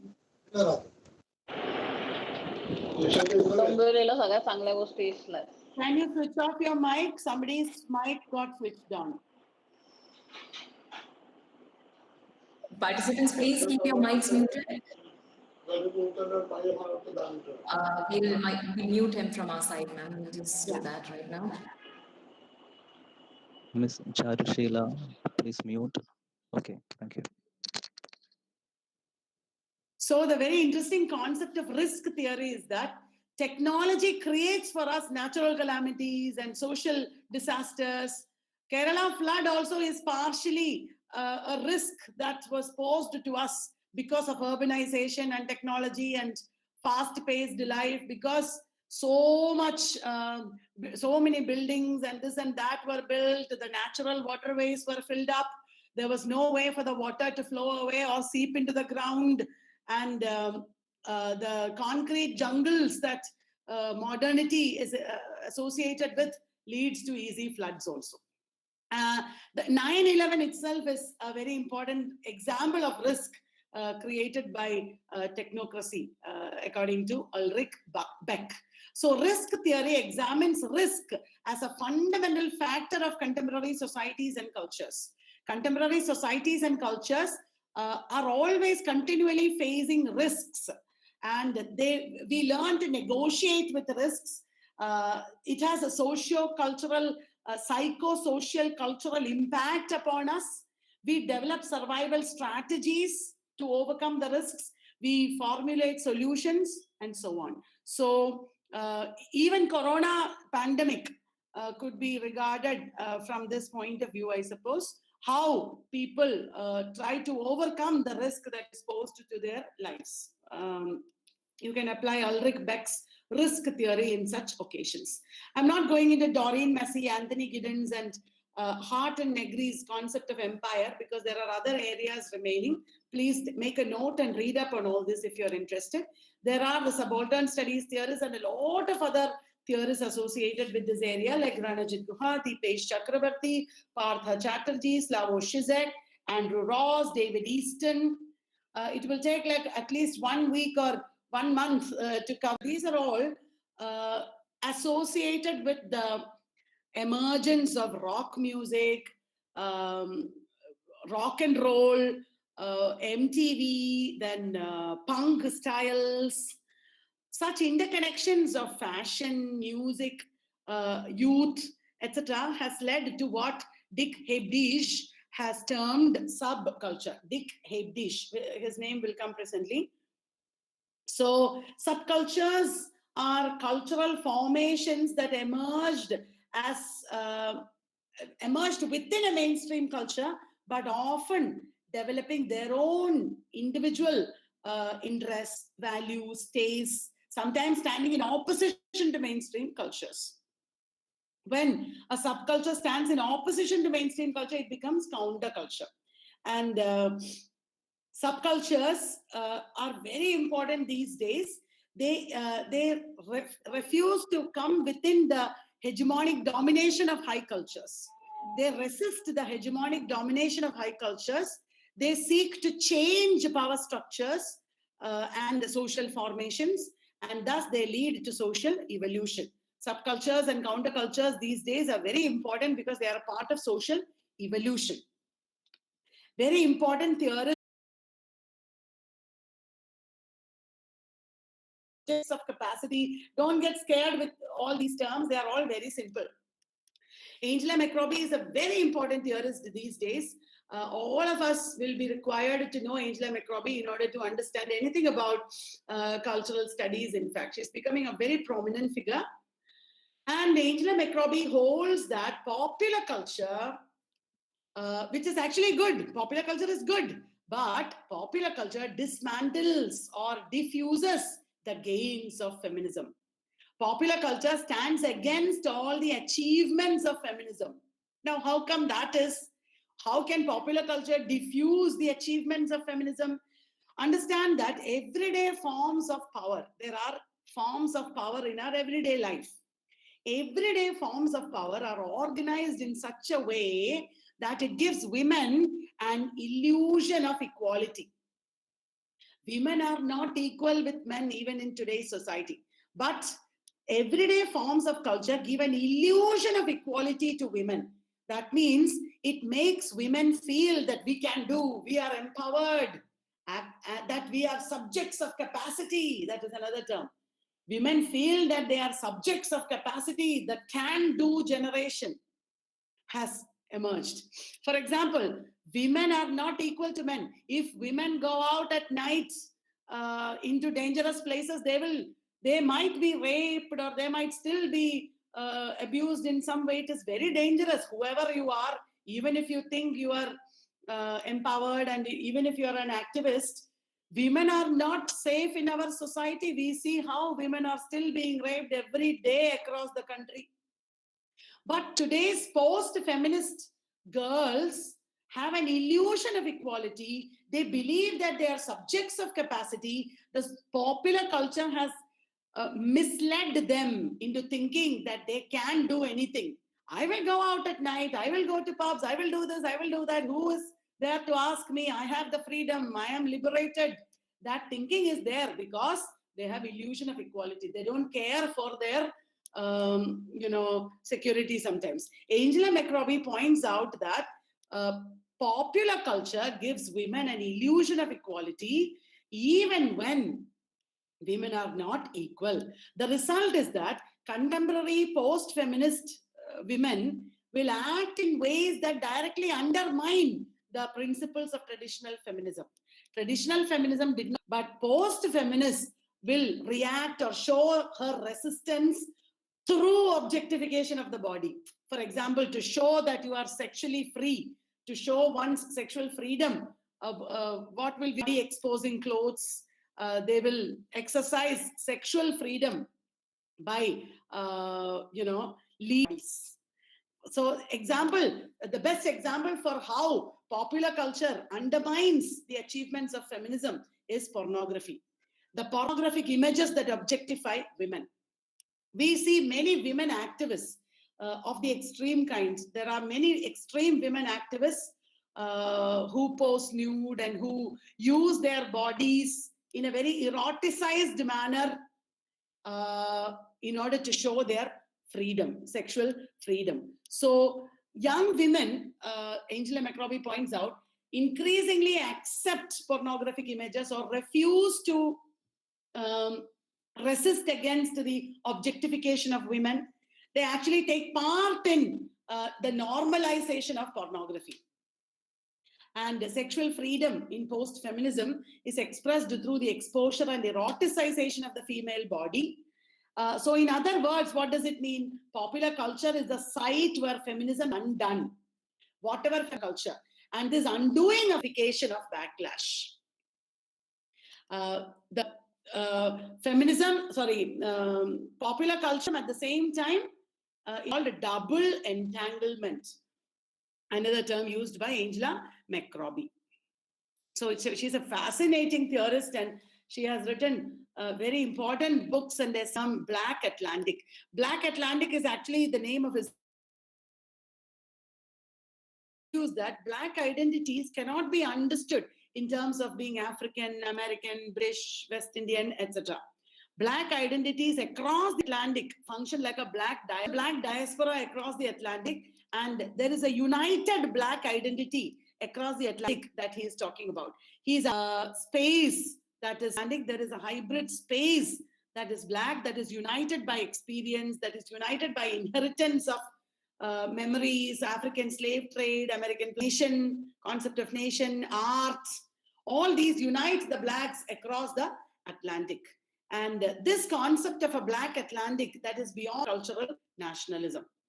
It is against the concept of culture. I'm not going into Paul Willis and Angela Davis and Andy Bennett. Please look into those theorists also. There are so many interesting theories that are emerging in all these writers. The next group I will talk about is the group of gender theories. I know I'm exceeding time. I hope you don't mind. Gender theories are very prominent these days. We talk about feminism past. We also talk about other kinds of feminisms. We talk about Black feminism, the third world feminism, Dalit feminism, post-feminism, cyber feminism. Then away from the Eurocentric and heterosexual biases of early feminism, and it has now taken on new forms, and it has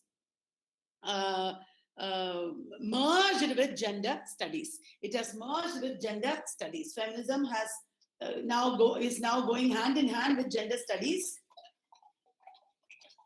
and feminism and gender studies all have begun to regard gender as a fluid concept.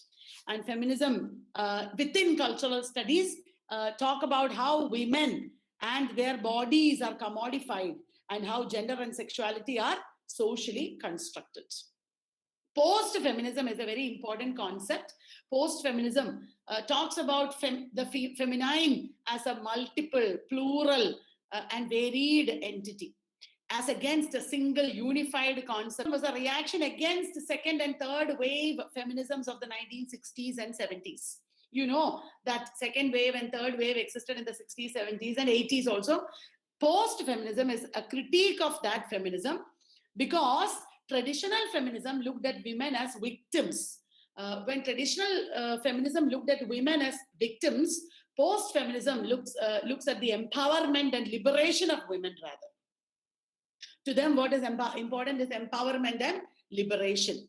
And they exercise sexual power in post-feminism. Cyber-feminism, as the name denotes, is the examination of the shifting roles of women in technology-driven societies, the heavily media-driven, technologized societies. We have terms like network society, information society, how women intersect with cyber culture.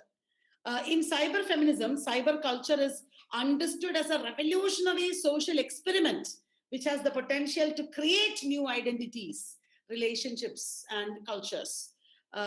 We have cyber culture that has completely changed the role of women in our society, and it has created new identities for women.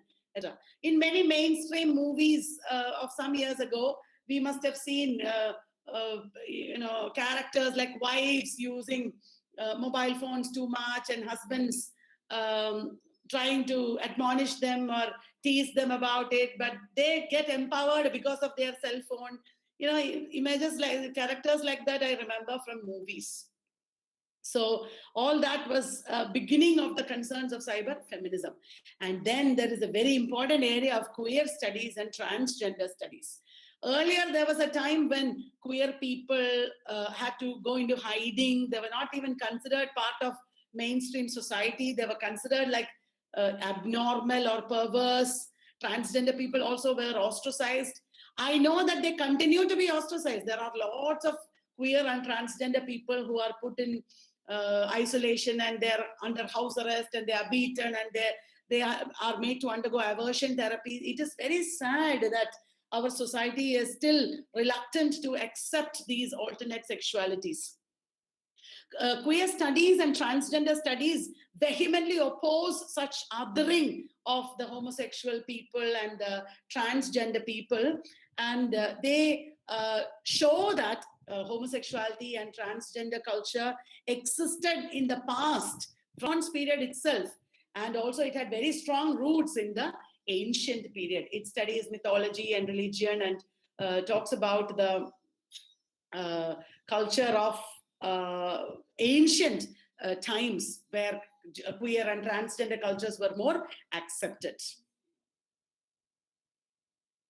So queer and transgender studies hold that sexual orientation has a prominent role in the formation of identities, and they assert that gender is fluid and identities are liminal. Gender is fluid. They move beyond the binary of gender, man, woman binary, and also they understand that identities are liminal or in between. They talk about in between identities. So queer and transgender studies border on socio-political activism. That is where it meets with cultural studies. And then there is trauma studies also. Trauma studies explores the impact of the experience of trauma on individuals and communities. It began very late in the 1990s, but its roots lie in Sigmund Freud and his theories. Again, trauma studies is related to how memory, identity, etc. are affected by trauma. There is trauma studies in relation to psychology, in relation to art and literature. The study of hysteria or PTSD or developmental trauma, trauma related to rape and abuse, and so on and so forth, form different categories within trauma studies. There are cultural trauma, there are terms like cultural trauma, collective trauma, etc. And related are also men's studies. There are many theorists who are now working on disability studies. It is wonderful that people with physical disability are being talked about. Their experiences are becoming validated, and society is opening up more and more into an acceptance of the marginal people into the mainstream. Men's studies also is attaining a lot of momentum these days. Important terms and theories and theorists are Kate Millett, Adrian Rich, Judith Butler. From Judith Butler begins queer studies. Then there is Susan Sontag, Bell Hooks, Jack or Judith Halberstam, that is a transgender theorist. And Kimberly Crenshaw has talked about intersectionality. Eve Kosofsky-Sedgwick, the author of The Epistemology of the Closet, is a very important theorist. Robert McCruer is a disability theorist who has talked about compulsory able-bodiedness and crip theory. And in trauma studies, we have Kathy Carrot, Kali Tal, and also other figures like this. And now lastly, we have to talk about media-related theories. Media is a very old development, but in the 20th century, media took many diverse forms, and starting with television and film, it went on into new media. Then we talked about visual culture studies, museum studies, which is also visual representation, then cybernetics, post-humanism, and other approaches of the contemporary times. Within the different approaches, I can just mention a circuit of culture, which I mentioned earlier. Every cultural artifact undergoes a process of consumption, including media images. As I told you, Paul Duguay, Stuart Hall, etc., were associated with the concept of circuit of culture. And they showed that the cultural artifacts are getting processed within a culture in 5 stages. They are representation, how the representation of a cultural artifact happens, what is the identity that is formed, how is it produced, how is it consumed, and how is it regulated. So the 5 stages are representation, identity, production, consumption, and regulation. Think of an advertisement, you will understand. Can you mute your mic, please? Think of transgender issues being represented in ads. These days, there are ads representing transgender issues, as you know. Take an example like that and think about the circuit of culture, you will understand. And in this light of the media consumption and media studies, including television, film, new media, visual culture, etc., we can talk about questions like, what do media images represent? And mass media and new media have generated a public sphere. The mass media and the new media have become a public sphere, which is the arena of many socio-cultural debates. It is in the public sphere that our opinions are formed and also markets are created. Today, when you open Facebook or Instagram, most of the time you see advertisements. It has become like a market, and you buy a lot of things through the media also. So media is no longer what it was in the time of Marshall McLuhan. It has changed completely. And also, another very important concern of cultural studies is the corporatization of the media. How media and its nexus with globalization is leading to corporatization and consumer capitalism. And theorists have raised questions regarding how media and technology have problematized the very concept of the human. We have the term post-humanism these days. Catherine Hales, Donna Haraway, etc., are associated with such studies. And how the very concept of human is problematized and renegotiated. The concept of post-human is a redefinition of what it means to be human in the context of the exponential growth of technology. Technology is growing at a very fast pace, and this is leading to new forms of the experience of the human. And then I have mentioned digital humanities here. Digital humanities originated from the intersection of digital technologies, humanities, and the sciences. A lot of prospects are there within digital humanities. It has become a very important area in which people are getting educated these days. It is not a new area. It has started way back in the 1930s and 40s. And it has developed in very many ways in recent times.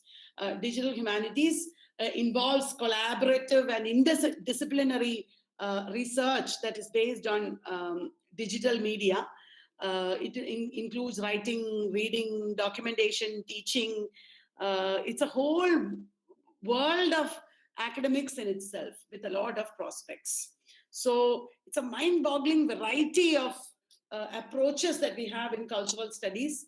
In the area of media studies, I'm drawing your attention to John Berger, who wrote Ways of Seeing, Nicholas Mirzov, who wrote Introduction to Visual Cultures, Marshall McLuhan, Stuart Hall himself, Laura Mulvey, and a concept of gaze, Tony Bennett, and museum studies, Donna Haraway, who wrote the Cyborg Manifesto, then Catherine Hales, who wrote How We Became Post-Human, Richard Dyer, who has talked about stardom, John Fiske, who is a very important television theorist, Quentin Fiore, Henry Jenkins, Robert Stam, Janet Murray, etc. So many important theorists. And as I wind up, I would like to conclude with this metaphor of Elon Musk. He's, as all of us know, a very major innovator and pioneer of the 21st century, working in the field of digital technologies and exploring the limits of science and technology in very exciting as well as frightening ways. He's like a symbol of the cultural shift of the 21st century. As the director of Tesla and SpaceX, Elon Musk is trying to revolutionize life on this planet and perhaps colonize Mars also. And as I told you, it is a very exciting prospect, but it is also frightening. We don't know where we are heading. It is very disconcerting as well. And the effects of all these cultural developments are to be seen in the days to come. So with this mind-boggling variety of approaches in culture studies that lead us towards a very exciting as well as disconcerting future, I would like to end my talk. So I have taken more time than you expected. So I'm sorry for that. If there is any discussion that you want, let us have it now. Thank you, ma'am. That was a very erudite discourse on cultural studies, and that was so expansive. Dr. Kalyani Vallabh began with the exposition on what culture and cultural studies is and the disruption of the hierarchy of high culture and low culture. Ma'am has spoken to us at length on how the decision to include certain phenomena or even communities and exclude others from the culture is a decision which has huge political ramifications. And the various trajectories cultural studies has followed since its inception. And she also mentioned the major theorists. She even provided a comprehensive list of all the theorists and the fundamental concepts expounded by them. I say all because she has mentioned all. And she gave us a bird's view of all the intricate theories that are applicable to the various nuances of culture. This will certainly be the launchpad for various inquiries into different sides of cultural analysis, I'm sure, ma'am. This is the beginning of a lot of papers with so many members here participating, and you've taken so much time. I know that effort that you have taken. Thank you so much. But we have a small question and answer session if that's okay with you. Like, yes, ma'am. So maybe we'll just go into just 2 or 3 questions because you have taken up so much of your time already. So I'll ask a few questions and we'll begin with the question from Prasad K. He would like to know what are the key problems that confront the study of culture in the late 20th century. And he has also asked, the word culture is increasingly used loosely, even emptily. How does that affect the cultural critic? Would you like me to repeat that second one? I mean, I will repeat. I thought he's asking what are the problems in the approaches to culture in the 20th century, late 20th century, and how has it been addressed in the 21st century, I guess. And Yes. also he's saying that culture has been used very loosely and the word I forgot. Very loosely. Says that it's emptily used to. Emptily. I would like to answer the second question first. You say that the term culture has been used loosely and emptily because you are standing from a vantage point, Mr. Prasad, and thinking that there is something called meaningful use of culture. There are some ways in which you expect culture to be defined and used, and people are not doing it in that way. Culture studies would problematize your question because there is no single right way to approach culture, to define culture, to talk about it.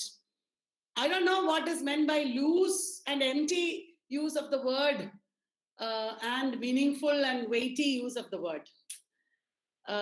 Culture studies diffuses that binary opposition. There is nothing like good use and bad use anymore.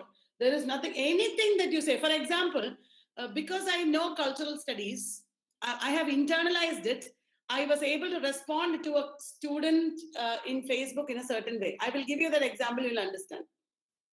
One of my students wrote in Facebook a small review of Death of a Salesman from an angle that is not considered the main problem of Death of a Salesman.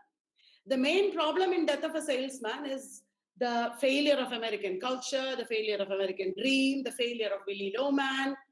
And my student who wrote about Death of a Salesman did not mention any of these things, but she said that the problem of parental infidelity in Death of a Salesman is very painful.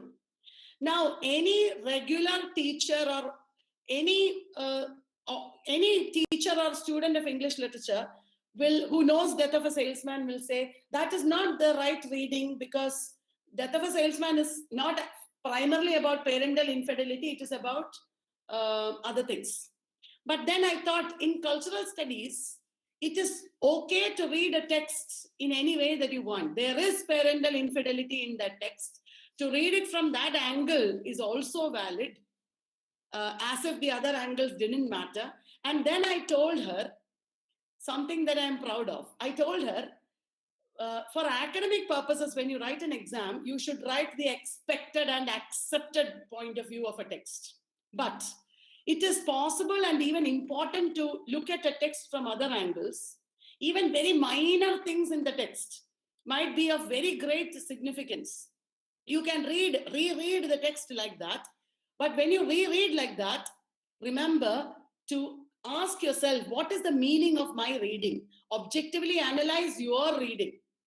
Cultural studies is not about good culture, bad culture. Culture studies is not about weighty perceptions of culture and loose perceptions of culture. Culture studies is about going into culture and talking about it in so many ways, from every angle, deconstructing, again talking. You understand? It is another approach altogether. It is talking into culture and bringing out everything from it and talking again and again about it. So I would not rather talk about the binary opposition. Now, what are the problems in the analysis of culture in the 20th century, and how has it been addressed in the 21st century? The question is very general. You can't homogenize anything. I don't dare to homogenize. But let me tell you, in 20th century, that is traditional theory, this binary opposition was there. Traditional theory ultimately believed in essences. Even when post-structuralism believed in anti-essentialism, ultimately it validated essences. It validated meanings. And meanings are always the meanings associated with the powerful people, the centers. Traditional theories, even though they claimed to be democratic, even though they claimed to liberate us from our shackles or chains, it did not really liberate us. Everybody did not get voice. All perspectives, for example, traditional theory has been considered, in spite of all its claims, it has been considered as a weapon used by postmodernism, globalization, etc. Because postmodernism and other traditional theories teach us all cultures have no meaning. It is okay to give up Indian culture. You can go to shopping malls and eat burgers all the day, all the time, no problem. So ultimately, traditional theories supported a globalized world. It looked like it is a weapon that globalization used to teach us its values through education. But cultural studies doesn't have any one doyen, any one leader is not there. It is like rhizomatic. It is mushrooming everywhere. It is not like an arboreal or a vertical tree. It is like a rhizome. It is growing everywhere, developing in all directions, some of which might be loose. And you said, like you said, meaningless and all that. But let it be, because many things that you consider loose or meaningless now might become very important later. So what is important, that is that all of us should think about all these issues and talk about it in different ways, and let there be a breaking free of boundaries. Let there be a breaking free from all limitations. Why should you insist that this girl should read Death of a Salesman in the same way? Let us read Death of a Salesman like nobody else has done before. Even though in our exam you may not get marks if you write like that, as a practice in the classroom you can all talk about whatever you want about a text in whatever ways you want. And because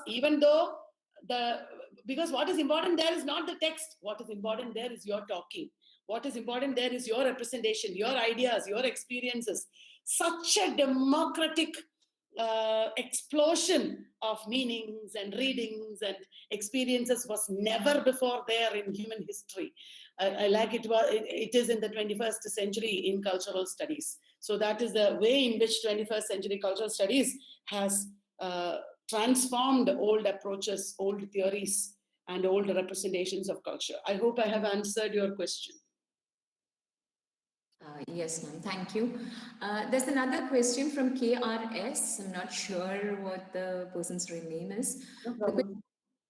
Generally, invaders or colonizers strive to impose their religion and culture, thereby destroying the existing native culture and religion. Could you please tell me how the invaders can establish their religion and way of life? I think the question must have been phrased a bit clumsily. The next question is, it continues like that. What could have been the mindset of the natives who embraced the culture and religion of the colonizers during that transition? Do you think that the people of the past colonies believe that their native culture and religion is inferior to the colonizers? Yeah, I will just talk about that area. Yes. Yeah. When colonizers came to a place, like the British came to India, for example, they saw that the colonized people or the natives all had nature worship and pagan religions that was completely different from their Christianity. Naturally, because they are the powerful people and because they thought they are right, they wanted to teach the natives Christianity. Like Robinson Crusoe teaches Friday English language and Christianity both. Because Robinson Crusoe's conviction is that Christianity is the only right. Christianity is the only way you can reach God. So there was a positive intention behind it in many ways. But there was also eventually, when colonialism became institutionalized, the negative and exploitative angle of teaching colonized people language or religion became more and more prominent. By the 19th century, the rulers, the British rulers or the colonizers were very clear on this. There were also manuals they had, there were books that they were made to read that the governments created so that the colonizers will get the right perspective. Books on how to subjugate the colonized people, how to make them forget their language and religion and bring them to the main white culture and language. There were many reasons for this. Many reasons, not one. The first and most acceptable reason is their positive intention. Their positive intention to civilize us, thinking that what they bring us is civilization, which is also problematic. We were only different. We were not in any way inferior today, we will say. The second intention is to communicate with us easily so that they can carry on trade with us, so that we can be slaves to them, so that we can be clerks to them. The third intention is to stop us from thinking and rebelling. The more we think, I'm not saying individuals, all the white people thought like this, but when you institutionalize a religion or a practice like colonialism, there is created a system there that is beyond the human beings. Like patriarchy is a system. Individually, all men are good. No man will think I will get married so that I can beat my wife and I can oppress her. Nobody thinks like that, I'm sure. But many of them, they end up beating and abusing their wives because of the system, because they belong to the system. If they don't beat, they will be made fun of by their people. If the colonizers don't subjugate us, their own existence will be questioned. They will not be able to survive here. They will not be, because they had their eyes on all the good things in India or the colonies. So much wealth is here. They thought this wealth belongs to them. They can take it. They thought that this is no man's land. They did not consider the native people as human beings completely because of the way religion and culture taught them that white is superior, European is superior, Christian is superior, etc. The white people in the West today regret it. A lot of them regret it. There was a white professor, two, three white professors who came to test in Trivandrum and spoke to our students once. And we asked them about colonialism. And you won't believe this. They are professors, white professors, and they talked about colonialism and all these things. And one of them started crying, and this professor couldn't continue. They kept quiet for the rest of the time because this professor was so overcome with emotion. It was so surprising. The whites are, many of them are so sad that this has happened in history. One of the biggest mistakes in history. Definitely because of depriving the colonial people of their language and religion and culture. Very, very cruelly, sometimes they did it. In 1830s, for example, there was Andrew Jackson, the president of America. His aim was to clean up America. In order to clean up America, he caught Native American children from their parents. They were separated from their parents for 10 years, 20 years sometimes, put in residential schools where they were severely punished for speaking their native language or religion. Remember, today also, many English medium schools follow the British custom and fine their children, beat their children for speaking their vernacular language in school because they are not speaking English. That is a very obsolete method of teaching English. And Andrew Jackson, the American president, under him, they took Native American children forcibly from their parents, put them in residential schools, beat them and punished them if they practiced their religion or language. And many of them emerged several decades later from the schools, completely having forgotten their culture and this. It was very cruel. And many times Native Americans were just killed off. Africans were also just killed off. Africans were treated like, animals. You see that from Heart of Darkness and other novels like that. So it had, like Franz Fanon had said, it had a very, very detrimental, bad influence on the psychology of the colonized people. Today also, in the whole of India, if there is one state that is very forward in English education because of historical reasons, because we had convent schools here, I'm going to say it is Kerala. Many states have very good educational institutions, but in English education, Kerala has been slightly in the forefront because we had so many Christian missionaries here. Christianity spread here. They did a lot of wonderful work, gave us convent schools and good education, English education. Because of that, all Kerala families have somebody abroad. We are all able to work and survive abroad and all that. But it has also given us a deep sense of insecurity and inferiority. Of all the states in India, I think it must be most difficult for ordinary Malayalis to learn English because, English is not my language. English is upper class language, great people's language. If I make mistake in English, what will other people think? This kind of mental block is so much there in Malayalis compared to other. I'm generalizing, but for the sake of the example, I'm doing this. There is some truth in what I'm saying also, of course. So it creates an inferiority in us. We all want to be like Westerners. We want to live like them. If in some ways, again, I'm generalizing. There are many of us who are not like that, I know. But in a general sense, in mainstream society, to look fair, to wear Western clothes, to be able to speak very good English, at least one of these all of us, at least to speak good English, all of us desire, isn't it? That is all the vestiges of colonialism. It has created we have lost our language. We have lost our command over vernacular languages mostly, and we are liminal in between in many ways. So it has a very multiple and very detrimental effect on colonized people's psyche and memory. It is a very complicated issue and a very important issue that continues to be relevant. We have to be proud of what we are. I have to conclude this fair, and I'm very dark compared to her.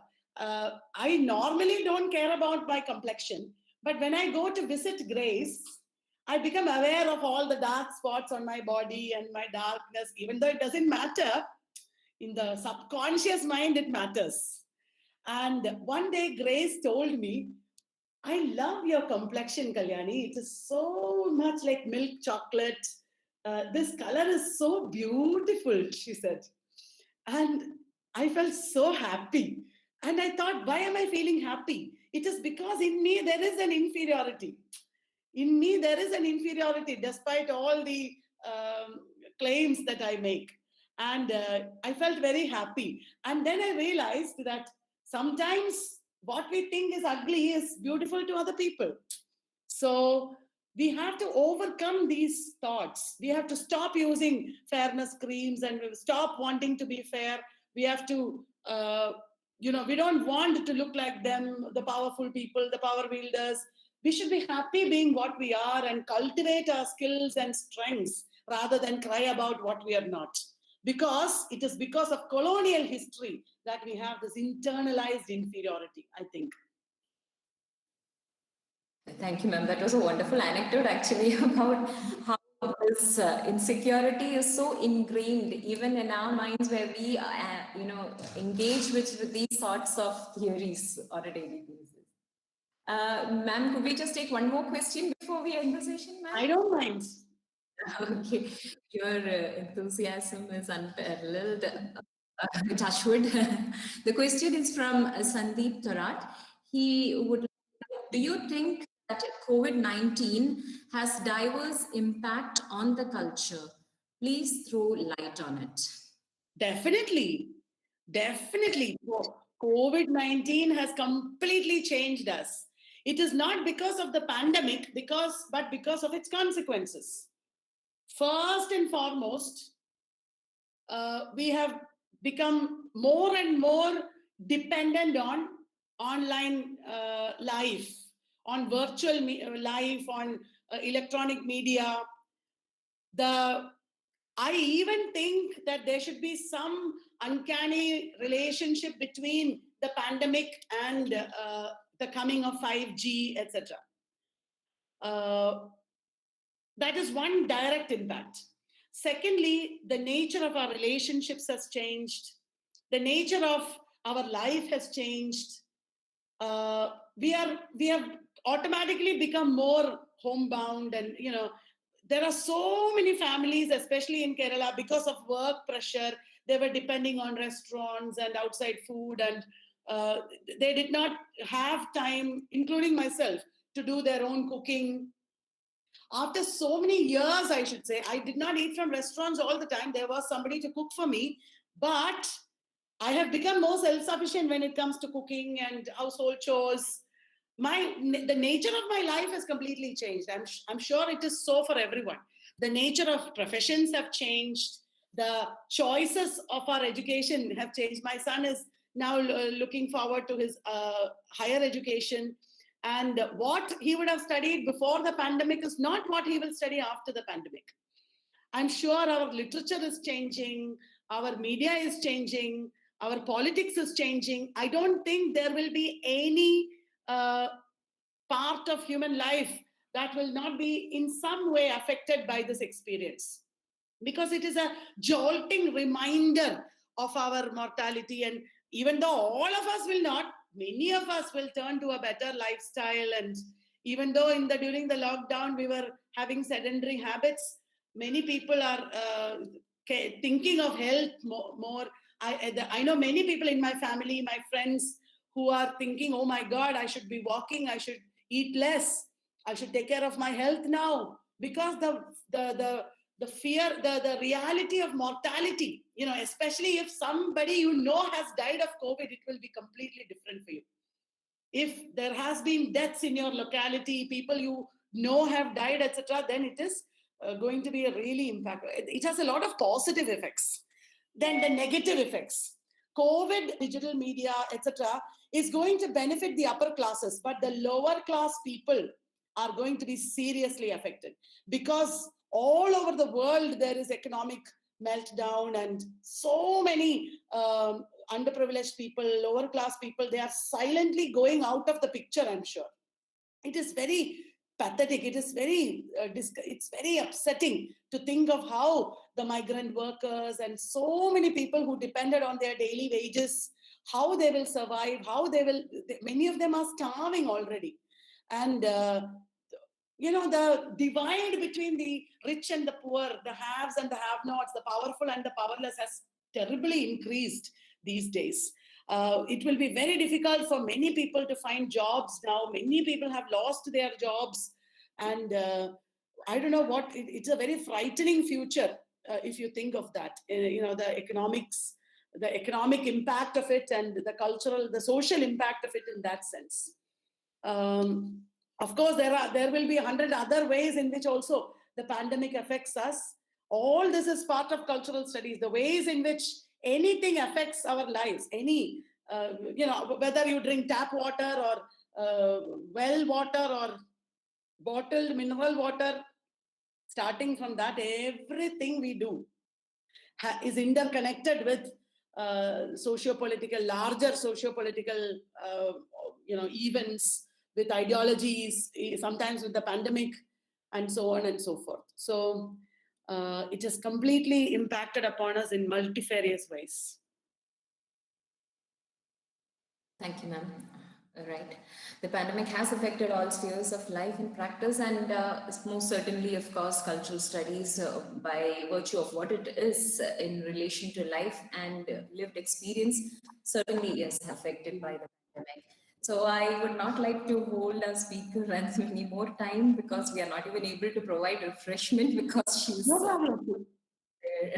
And Online refreshment you have given me by appreciating me and saying all those good words. oh, thank you so much, ma'am. Let's have this quickly over with this pandemic, and then maybe we can have you here in person when we could I'll meet. come flying. Yes, thank you so much, ma'am. So we will I have been to Valanchery before. I have friends there, and I love that place. Please invite me. I'll come. for sure, ma'am, for sure. Let's all these restrictions be lifted quite soon, so that we can meet in person and have all participants who are not ready to leave even at this late hour, because they need to. So maybe we'll have this soon. May the Almighty remove all these Yes, restrictions yes. from us. So with that, I express our deep gratitude to you, ma'am, on behalf of all of us and the participants. But before you go, on a formal note, I would like Shahil, I would session to Shahil, so that he can propose the vote of thanks in a proper formal manner. Thank you. Okay, ma'am. Nesla, ma'am, is it audible? Yes, Shahil. Okay, Perfectly. okay, okay. Good evening, everyone. And here we have reached the conclusion of this wonderful session. I'm very much happy to take this opportunity to extend my vote of thanks on behalf of MAS College and its entire fraternity. Express my heartfelt gratitude to eminent Dr. Kalyani Wallath ma'am, who spared time for her from her busy schedule. And she's delved deep into the vast area in her own way. I'm so thankful to Dr. Kalyani Wallath ma'am. Also, I'm grateful to our principal, Dr. C. Rajesh sir, for providing the opportunity to organize such a wonderful program. And to our beloved HOD, Dr. T.Y. Nijla ma'am, for her unfaltering support and guidance, and to the members of this organizing committee. Moreover, I am extending my sincere gratitude to all the participants from various parts of India who attended the session with great enthusiasm. Once again, I thank you all for being with us in this afternoon. Thank you.